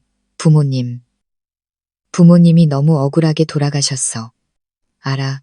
현준 오빠가 제 등을 가볍게 두드려 주었습니다. 하지만 지금은 울 때가 아니야. 이 고통을 행동으로 바꿔야 해. 우리는 진우놈의 자백을 확보했어. 이건 중요한 돌파구야. 하지만 아직 충분하지 않아. 그의 아버지는 죽었어. 술 취한 놈의 헛소리만으로는 이미 죽은 사람의 죄를 입증할 수 없고 더 중요한 것은 진짜 주모자를 빗속으로 끌어낼 수 없어. 오빠 말이 맞아. 가장 위험한 놈은 아직 어둠 속에 숨어 있어. 아주 큰 사업 경쟁자. 그것이 진우가 흘린 유일한 단서였습니다. 현준 오빠는 그날 밤 즉시 자신의 조사팀을 소집했습니다. 20년 전 우리 아버지 회사의 모든 사업 기록을 다시 뒤져봐. 현준 오빠의 명령은 단호했습니다. 당시 아버지의 모든 주요 경쟁자들을 찾아내 한 명 한 명 철저하게 조사해 특히 대형 프로젝트에서 아버지와 직접적인 이해관계 충돌이 있었던 자들을 집중적으로 그리고 부모님이 돌아가신 후 우리 가족 회사의 몰락으로 가장 큰 이익을 본 자가 누구인지 알아내. 이번 조사는 훨씬 더 어렵고 복잡했습니다. 20년은 너무나 긴 시간이었습니다. 많은 회사가 파산했고 많은 사람이 변했습니다. 하지만 현준 오빠의 막강한 자금력과 폭넓은 인맥으로 불가능은 없었습니다. 조사팀은 밤낮으로 일했습니다. 그들은 자료 보관소를 뒤지고 회사의 옛 직원들, 아버지의 옛 사업 파트너들을 다시 인터뷰했습니다. 서서히 몇몇 이름이 떠오르기 시작했습니다. 하지만 가장 빈번하게 등장하는 이름이 하나 있었습니다. 저와 현준 오빠 모두를 경악하게 만든 이름이었습니다. 최진혁. 대성부동산 그룹 회장. 최진혁은 서울 부동산 업계의 거물로 막대한 부와 복잡한 정치적 인맥으로 유명했습니다. 20년 전 대성은 이름 없는 작은 회사에 불과했습니다. 하지만 당시 최대 경쟁자 중 하나였던 우리 아버지의 회사가 그의 죽음 이후 갑자기 무너지자 대성은 순식간에 급성장했습니다. 그들은 이전에 아버지가 추진하던 대형 프로젝트들을 줄줄이 인수했습니다. 대성의 부상과 우리 가족 회사의 몰락은 무서울 정도로 시기가 일치했습니다. 바로 저 늙은 여우야. 현준 오빠가 책상을 세게 내리쳤습니다. 그의 눈빛은 날카로웠습니다. 저놈만이 그런 동기와 능력을 가지고 있어. 하지만 의심과 증거는 별개의 문제였습니다. 최진혁은 교활한 인물이었고 쉽게 흔적을 남기지 않았을 것입니다. 그와 강진우의 아버지 사이의 연관성을 어떻게 증명할 수 있을까? 최진혁에 대한 조사가 교착 상태에 빠졌을 때 김 변호사가 뜻밖의 소식을 가져왔습니다. 회장님, 서연 씨, 방금 법원으로부터 통지를 받았습니다. 두 분의 이혼 재판이 다음 주에 열릴 예정입니다. 그런데 이상한 점이 있습니다. 강진우 씨 측에서 요구사항을 전부 변경했습니다. 그들은 더 이상 집을 절반으로 나누자고 요구하지 않습니다. 그럼 뭘 요구하는데? 현준 오빠가 물었습니다. 그들은 이서연 씨가 강진우 씨에게 정신적 피해 및 명예훼손에 대한 손해배상금으로 50억 원을 지급해야 한다고 요구하고 있습니다. 김 변호사는 비꼬는 기색을 감추지 못하며 말했습니다. 그리고 그들은 법원에 최진혁 회장을 증인으로 소환해달라고 요청했습니다. 최진혁이라고? 저와 현준 오빠는 무슨 일이 벌어지고 있는지 이해하지 못한 채 서로를 쳐다보았습니다. 왜 최진혁이?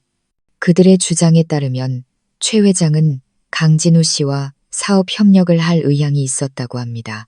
하지만 이서연 씨가 일으킨 스캔들 때문에 그 계획을 취소하기로 결정했고 이로 인해 강진우 씨에게 막대한 손해가 발생했다고 증언할 예정입니다. 김 변호사의 설명은 저와 현준 오빠를 더욱 혼란스럽게 만들었습니다. 하지만 이내 현준 오빠는 차갑고 계산적인 웃음을 터뜨렸습니다. 재미있군. 정말 재미있어. 돈을 뜯어내려고 새로운 연극을 꾸미고 있는 거겠지. 하지만 자기들 손으로 우리가 찾던 열쇠를 넘겨줬다는 건 모를 거야. 그게 무슨 뜻이야, 오빠? 제가 물었습니다. 최진혁. 그놈이 스스로 빚 속으로 걸어 나온 거야. 현준 오빠의 눈이 빛났습니다. 강진우 같은 하찮은 놈을 위해 법정의 증인으로 서주겠다고? 절대 선의는 아닐 테지. 그들 사이에는 분명 무언가 어두운 관계가 있어. 다음 주 재판은 더 이상 이혼 재판이 아닐 거야. 우리가 모든 것을 폭로할 무대가 될 거다. 평범한 이혼 재판 대신 현준 오빠는 그것을 결코 잊을 수 없는 사건으로 만들기로 결심했습니다. 그는 진실이 법정이라는 좁은 공간에서만 밝혀지는 것을 원하지 않았습니다. 그는 서울 전체, 재계와 언론 전체가 악인들의 몰락을 목격하기를 원했습니다. 그는 재판을 부인할 수 없는 증거들이라는 요리가 차려지는 만찬으로 만들고 싶었습니다. 현준 오빠는 자신의 인맥을 이용해 재판이 언론의 최대 관심을 받도록 조치했습니다. 그는 부동산 거물 최진혁이 평범한 부부의 이혼 소송의 증인으로 출석한다는 정보를 무심코 흘렸습니다. 이 소식은 즉시 폭풍을 일으켰습니다. 기자들과 정보 사냥꾼들이 파고들기 시작했고 수천 개의 질문을 던졌습니다. 최진혁 같은 거물이 왜 이런 사소한 사건에 연루되었는가? 그와 강진우 가족의 관계는 무엇인가? 이혼 재판은 순식간에 관심의 초점이 되었습니다. 재판 당일 서울중앙지방법원 주변은 인산인해를 이루었습니다.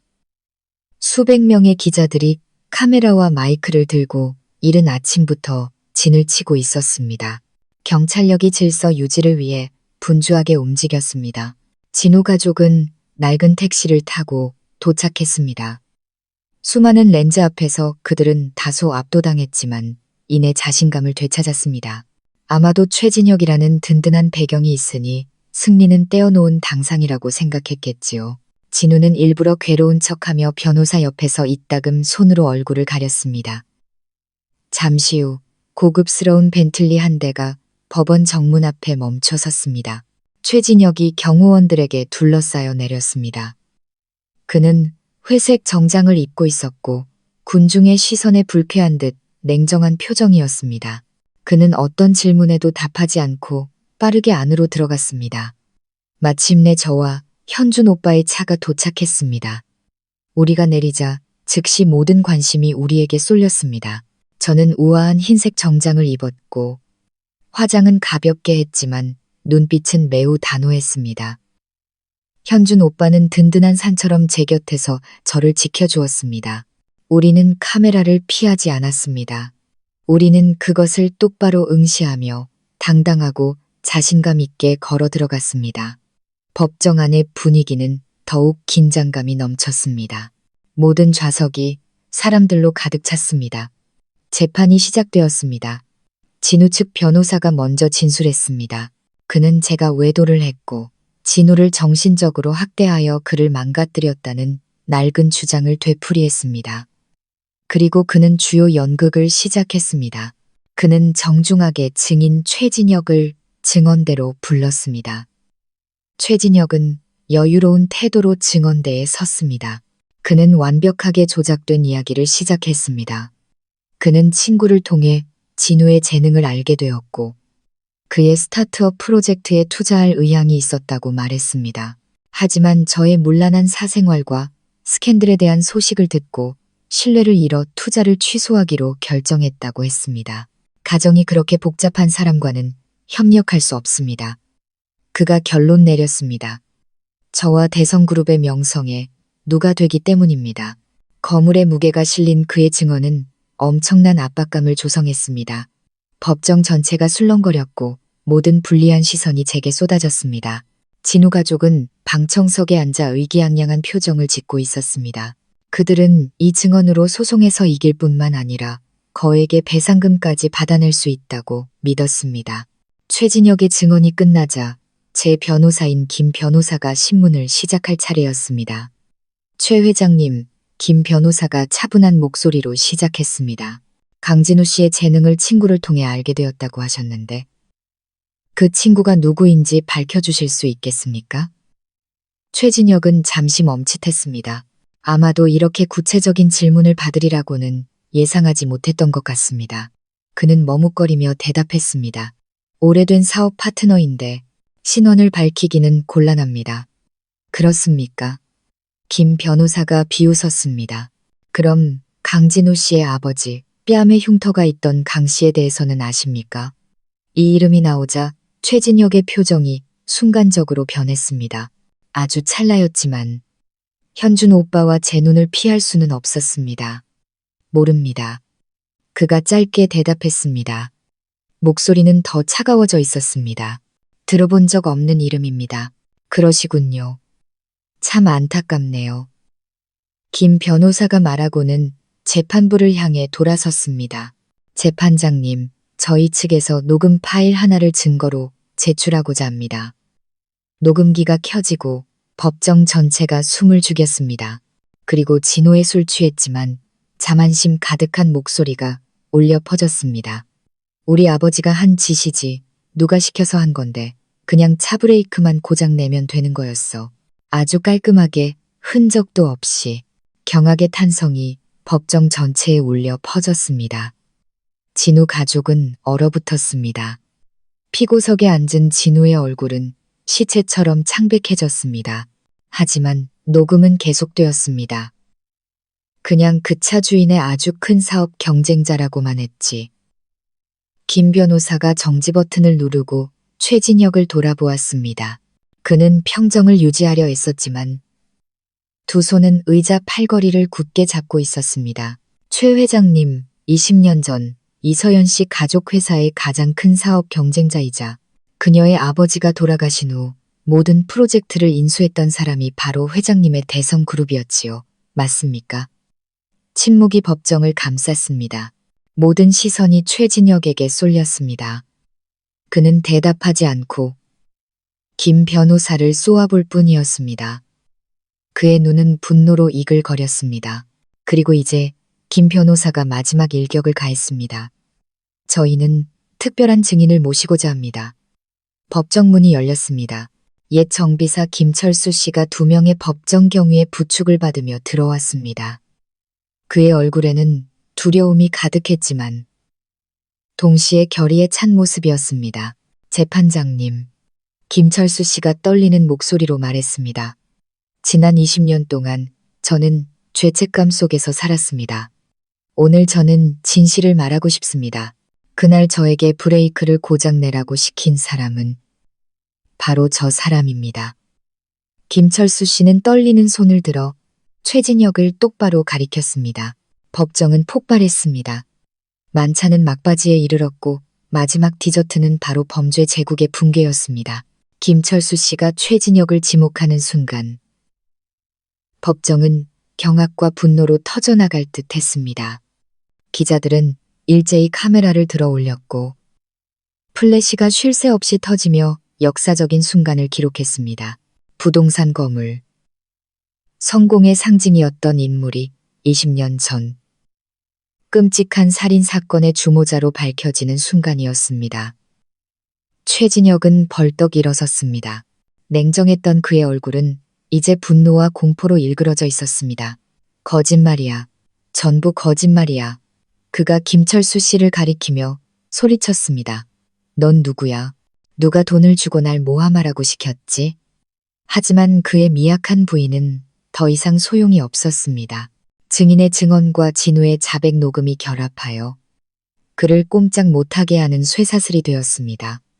재판장은 의사봉을 세게 내리치며 정숙을 명령했습니다. 그는 법정 경위들에게 신호를 보냈습니다. 즉시 2명의 경위가 다가와 최진혁의 양옆에 섰습니다. 최진혁 씨. 재판장이 엄숙한 목소리로 말했습니다. 본 재판에서 새로 제시된 정황과 증거에 따라 재판부는 본 사건이 특별히 중대한 형사사건의 단서를 포함하고 있다고 판단합니다. 이에 이혼 재판을 일시 중단하고 수사기관의 살인 혐의에 대한 조사를 위해 피고인을 긴급 체포할 것을 요청합니다. 안 돼. 당신들에겐 그럴 권리가 없어. 난 억울해. 최진혁은 막다른 길에 몰린 짐승처럼 울부짖으며 발버둥쳤습니다. 하지만 모든 것은 너무 늦었습니다. 차가운 수갑이 그의 손목에 채워졌습니다. 한 거물의 제왕의 꿈은 그렇게 치욕스럽게 끝났습니다. 모든 관심이 최진혁에게 쏠리는 동안 진우 가족도 운명을 피할 수는 없었습니다. 모든 사건의 발단이었던 강진우는 피고석에 주저앉아 온몸을 떨고 있었습니다. 그는 상해죄뿐만 아니라 이제 아버지의 살인 범죄를 은폐한 공범 혐의까지 받게 되었습니다. 술김의 한 자백은 그의 목을 조르는 올가미가 되었습니다. 그는 법정에서 그대로 체포되었고 넋이 나간 얼굴로 한마디도 하지 못했습니다. 박 여사는 남편의 실체가 드러나고 아들이 수갑을 차는 모습을 보고는 엄청난 충격을 이기지 못했습니다. 그녀는 눈을 희번덕거리며 비명을 지르더니 그대로 기절해버렸습니다. 미나는 공황 상태에 빠져 통곡하고 있었습니다. 거짓, 도박, 그리고 범죄 위에 세워졌던 그들의 가족은 마침내 완전히 무너져 내렸습니다. 단 하루아침에 하늘의 그물은 넓고 성기어 보이지만 결코 놓치는 법이 없었습니다. 이후 경찰의 수사는 신속하게 모든 진실을 밝혔습니다. 김철수 씨의 증언과 부인할 수 없는 증거들 앞에 최진혁은 결국 고개를 숙이고 죄를 인정했습니다. 그는 당시 최대 경쟁자였던 제 아버지를 제거하기 위해 진우의 아버지를 고용하여 브레이크를 파손했다고 자백했습니다. 프로젝트들을 가로챈 후 그는 진우의 아버지에게 거액을 주고 영원히 입을 다물라고 요구했습니다. 최진혁과 진우 가족의 관계도 명확해졌습니다. 진우가 직장을 구할 수 있도록 뒤에서 몰래 도와준 사람도 최진혁이었고 현준 오빠가 자신의 과거를 조사하는 것에 대한 보복으로 제 가족에게 망신을 주기 위해 진우를 부추겨 저에게 돈을 요구하도록 사주한 것도 바로 그였습니다. 교활하고 치밀한 음모였습니다. 몇 달 후 살인 사건에 대한 재판이 열렸고 정의는 마침내 실현되었습니다. 살인교사 혐의로 최진혁은 무기징역을 선고받았습니다. 강진우는 상해, 아내 학대, 범죄 은폐 등의 혐의로 징역 15년을 선고받았습니다. 박 여사와 미나는 살인사건에 직접 가담하지는 않았지만 이전의 행위와 저를 학대하는 데 동조한 역할로 인해 그들 역시 합당한 처벌을 받고 세상의 손가락질 속에서 살아가게 되었습니다. 판결이 선고되던 날 저와 현준 오빠는 함께 부모님의 묘를 찾았습니다. 우리는 묘에 흰 국화 2다발을 놓고 향을 피웠습니다. 아버지, 어머니, 현준 오빠가 목이 메인 채 말했습니다. 저희가 해냈어요. 아기는 죗값을 치렀습니다. 이제 편히 쉬세요. 저는 옆에 서서 조용히 울었습니다. 해방감과 안도감의 눈물이었습니다. 20년의 억울함이 마침내 씻겨 내려갔습니다. 이제 부모님은 하늘에서 편히 미소 지으실 수 있을 것입니다. 전쟁은 끝났습니다. 악인들은 대가를 치렀습니다. 하지만 저와 현준 오빠에게는 잃어버린 것을 되찾고 가족의 미래를 다시 써내려가는 새로운 여정이 시작되었습니다. 법의 폭풍이 지나가고 가족에게 정의가 되돌아온 후 우리 남매 앞에는 새로운 도전 과제가 놓였습니다. 바로 부모님께서 남기신 사업체를 되찾고 다시 일으켜 세우는 것이었습니다. 아버지의 평생의 심혈이었던 현민건설은 아버지가 돌아가신 후 최진혁의 비열한 수법에 의해 순식간에 그의 손에 넘어갔습니다. 그는 회사 이름을 바꾸고 창립자의 모든 흔적을 지우며 그것을 자신의 대성제국의 일부로 만들었습니다. 20년 동안 그곳은 우리 가족의 원수를 위한 돈벌이 기계가 되어 왔습니다. 현준 오빠에게 회사를 되찾는 것은 단순한 사업 거래가 아니었습니다. 그것은 명예를 건 싸움이었습니다. 그는 현민이라는 이름이 다시 살아나야 한다고, 아버지의 유산이 이어져야 한다고 생각했습니다. 국제투자그룹의 회장으로서 현준 오빠는 그럴 만한 충분한 자금력과 권력을 가지고 있었습니다. 하지만 그는 정면 대결을 선택하지 않았습니다. 그는 최진혁이 체포된 후 대성그룹이 심각한 위기에 빠졌다는 것을 알고 있었습니다. 주주들은 동요했고 주가는 폭락했으며 수많은 프로젝트가 중단되었습니다. 바로 지금이 황금 같은 기회였습니다. 현준 오빠는 자회사와 금융 파트너들을 통해 시장에 나온 대성의 주식을 조용히 대량으로 매입했습니다. 동시에 그는 과거의 불법적인 인수 증거를 이용해 이사회를 압박했습니다. 상업계에서의 전쟁은 조용하지만 매우 치열하게 전개되었습니다. 마침내 여러 차례의 팽팽한 협상 끝에 완전한 붕괴 위기에 처한 대성 이사회는 현준 오빠의 제안을 받아들일 수밖에 없었습니다. 구 현민건설을 그룹에서 분리하여 합리적인 가격에 우리에게 되파는 것이었습니다. 인수계약서에 서명하던 날, 저와 현준 오빠는 함께 대성그룹의 회의실로 들어섰습니다. 이곳은 20년 전 아버지의 사무실이었던 곳입니다. 맞은편에는 낯선 얼굴들, 우리 가족의 몰락 위에서 이익을 취했던 자들이 앉아 있었습니다. 이제 그들은 우리 앞에서 고개를 숙여야 했습니다. 현준 오빠가 계약서에 서명하며 공식적으로 회사의 소유권을 되찾는 순간 저는 눈물을 참을 수 없었습니다. 우리가 해냈습니다. 우리는 마땅히 우리 것이었던 것을 되찾은 것입니다. 하지만 회사를 되찾는 것은 시작에 불과했습니다. 20년 동안 원수의 손에 있었던 회사를 다시 일으켜 세우는 것이 진짜 도전이었습니다. 회사는 많이 변해 있었습니다. 기업 문화는 흐트러졌고 아버지께 충성했던 유능한 직원들은 대부분 해고되었습니다. 현준 오빠는 제게 큰 책임을 맡겼습니다. 현민건설의 대표이사 자리였죠. 네가 할 수 있을 거라고 믿어. 현준 오빠가 말했습니다. 너에겐 아버지의 사업가적 피가 흐르고 있고 무엇보다 이곳에 필요한 진심과 헌신을 가지고 있어. 저는 조금 걱정되었지만 오빠의 신뢰 어린 눈빛은 제게 힘을 더해 주었습니다.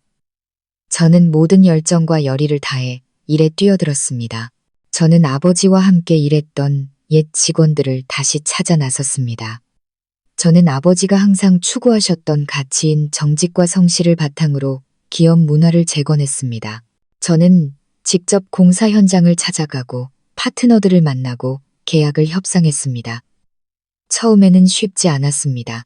많은 사람들이 이제 막 경영에 발을 들인 젊은 여성의 능력에 대해 의구심을 가졌습니다. 하지만 저는 좌절하지 않았습니다. 저는 행동으로 증명했습니다. 저는 밤낮을 가리지 않고 일했습니다. 저는 끊임없이 배웠습니다. 저는 대담하지만 합리적인 결정을 내렸습니다. 서서히 현민건설은 변화하기 시작했습니다. 우리는 대형 입찰에서 승리하고 중요한 계약들을 체결했습니다. 회사의 신뢰와 브랜드 가치는 점차 회복되었습니다. 저는 더 이상 순종적인 주부 이서연이 아니었습니다.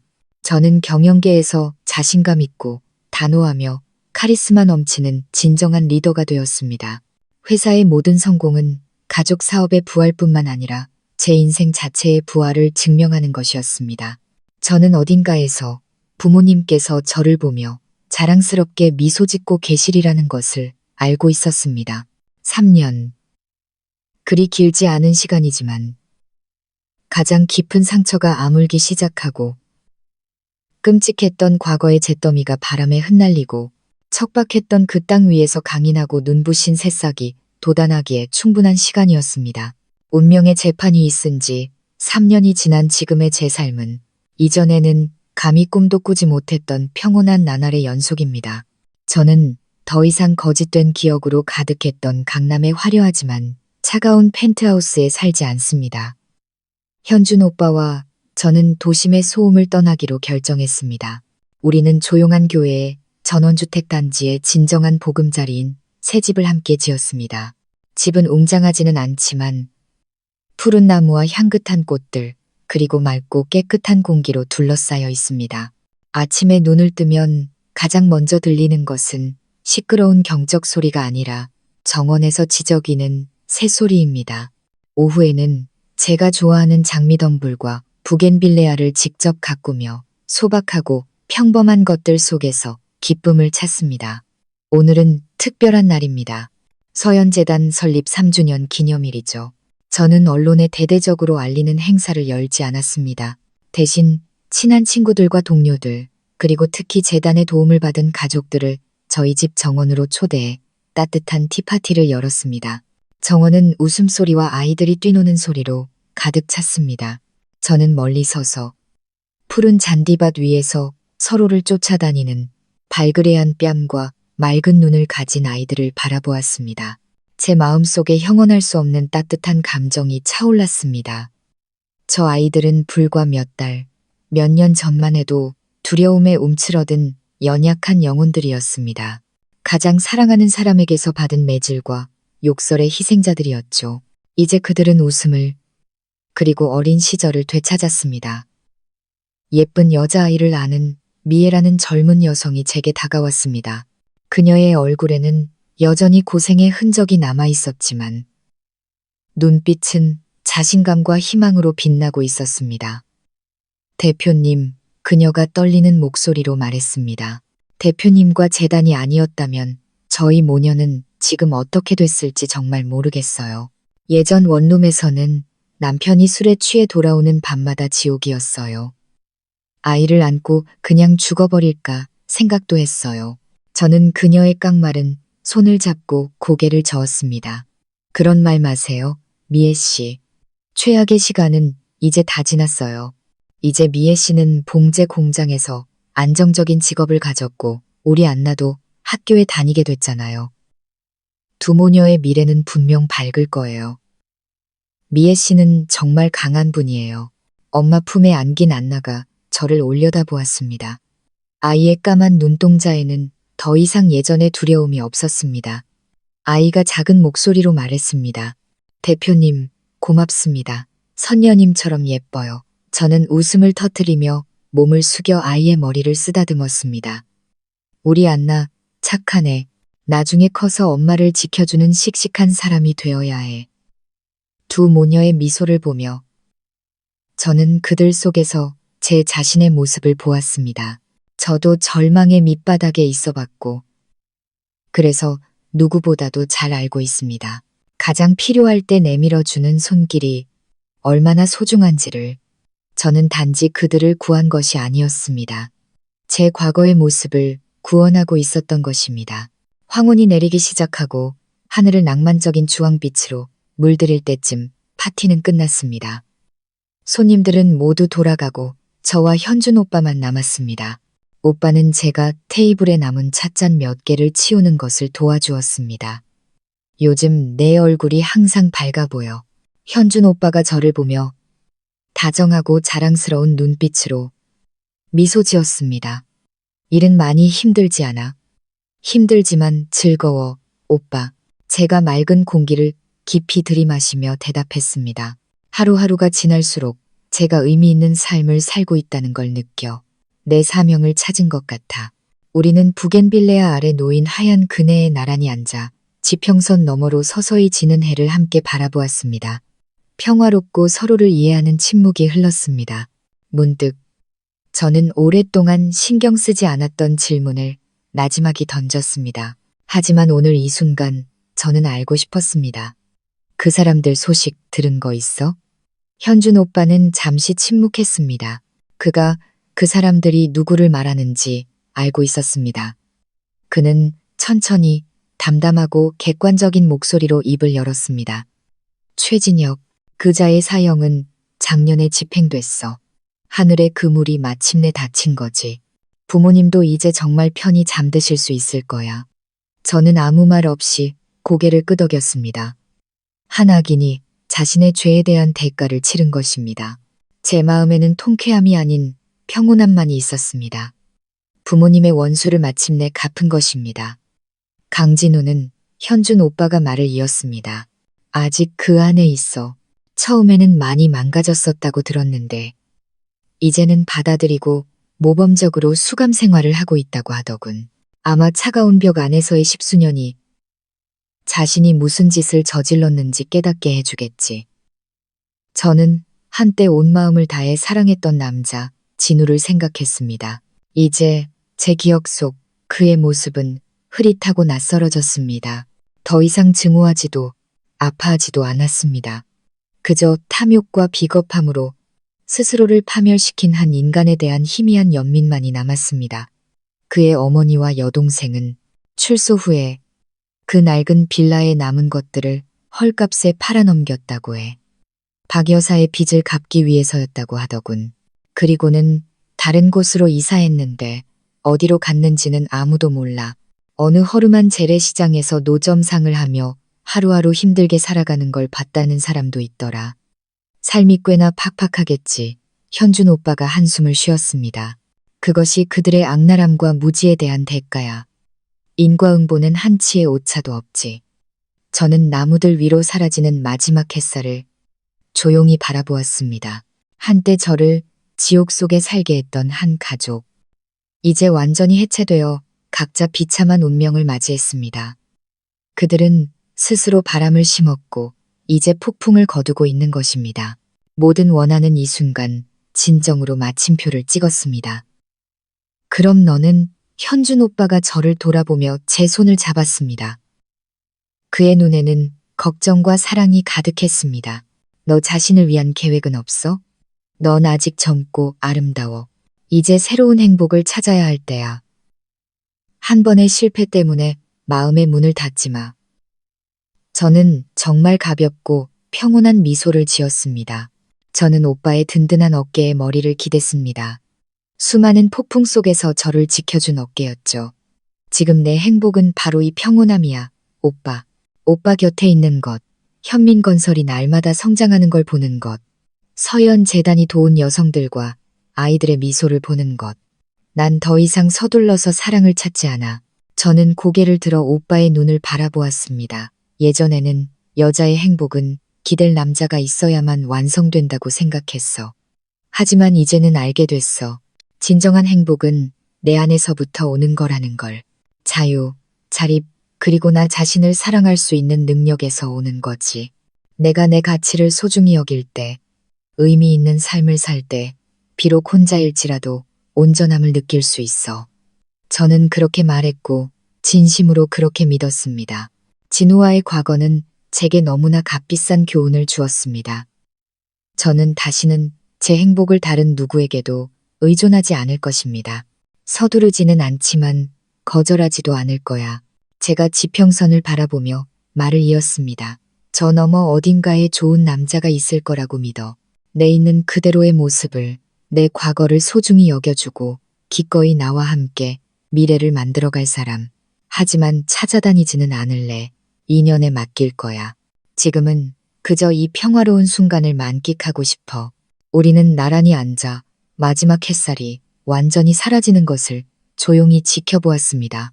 하늘은 짙은 보라색으로 변했고 몇몇 별들이 반짝이기 시작했습니다. 제 인생의 눈부신 새 아침이 밝아왔습니다.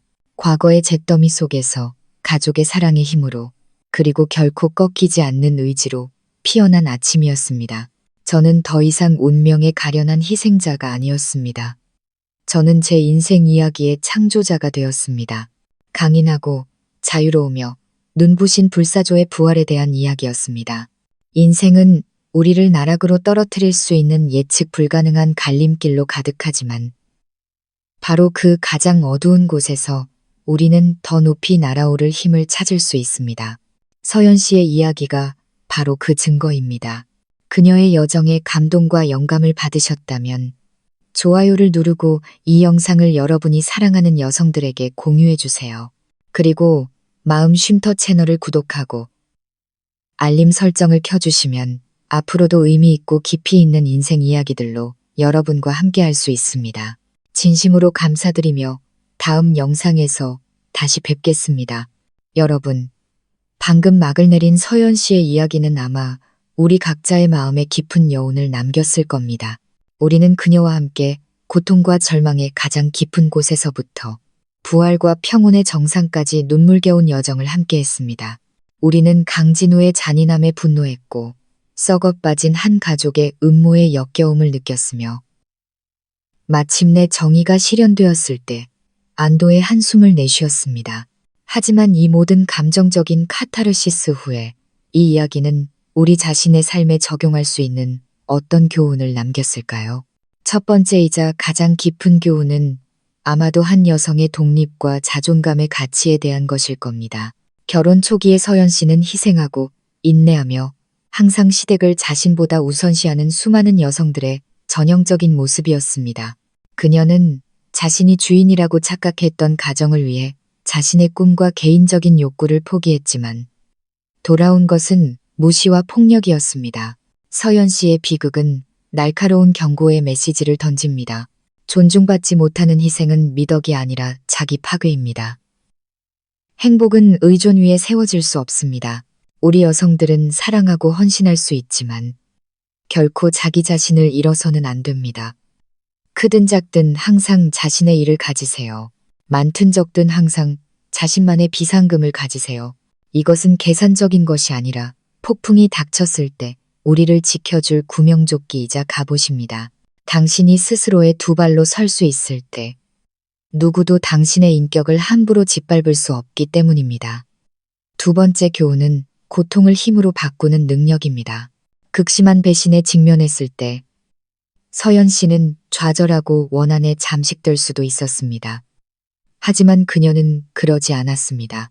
오빠의 도움 아래 그녀는 눈물을 이성으로, 분노를 단호하고 현명한 행동 계획으로 바꾸었습니다.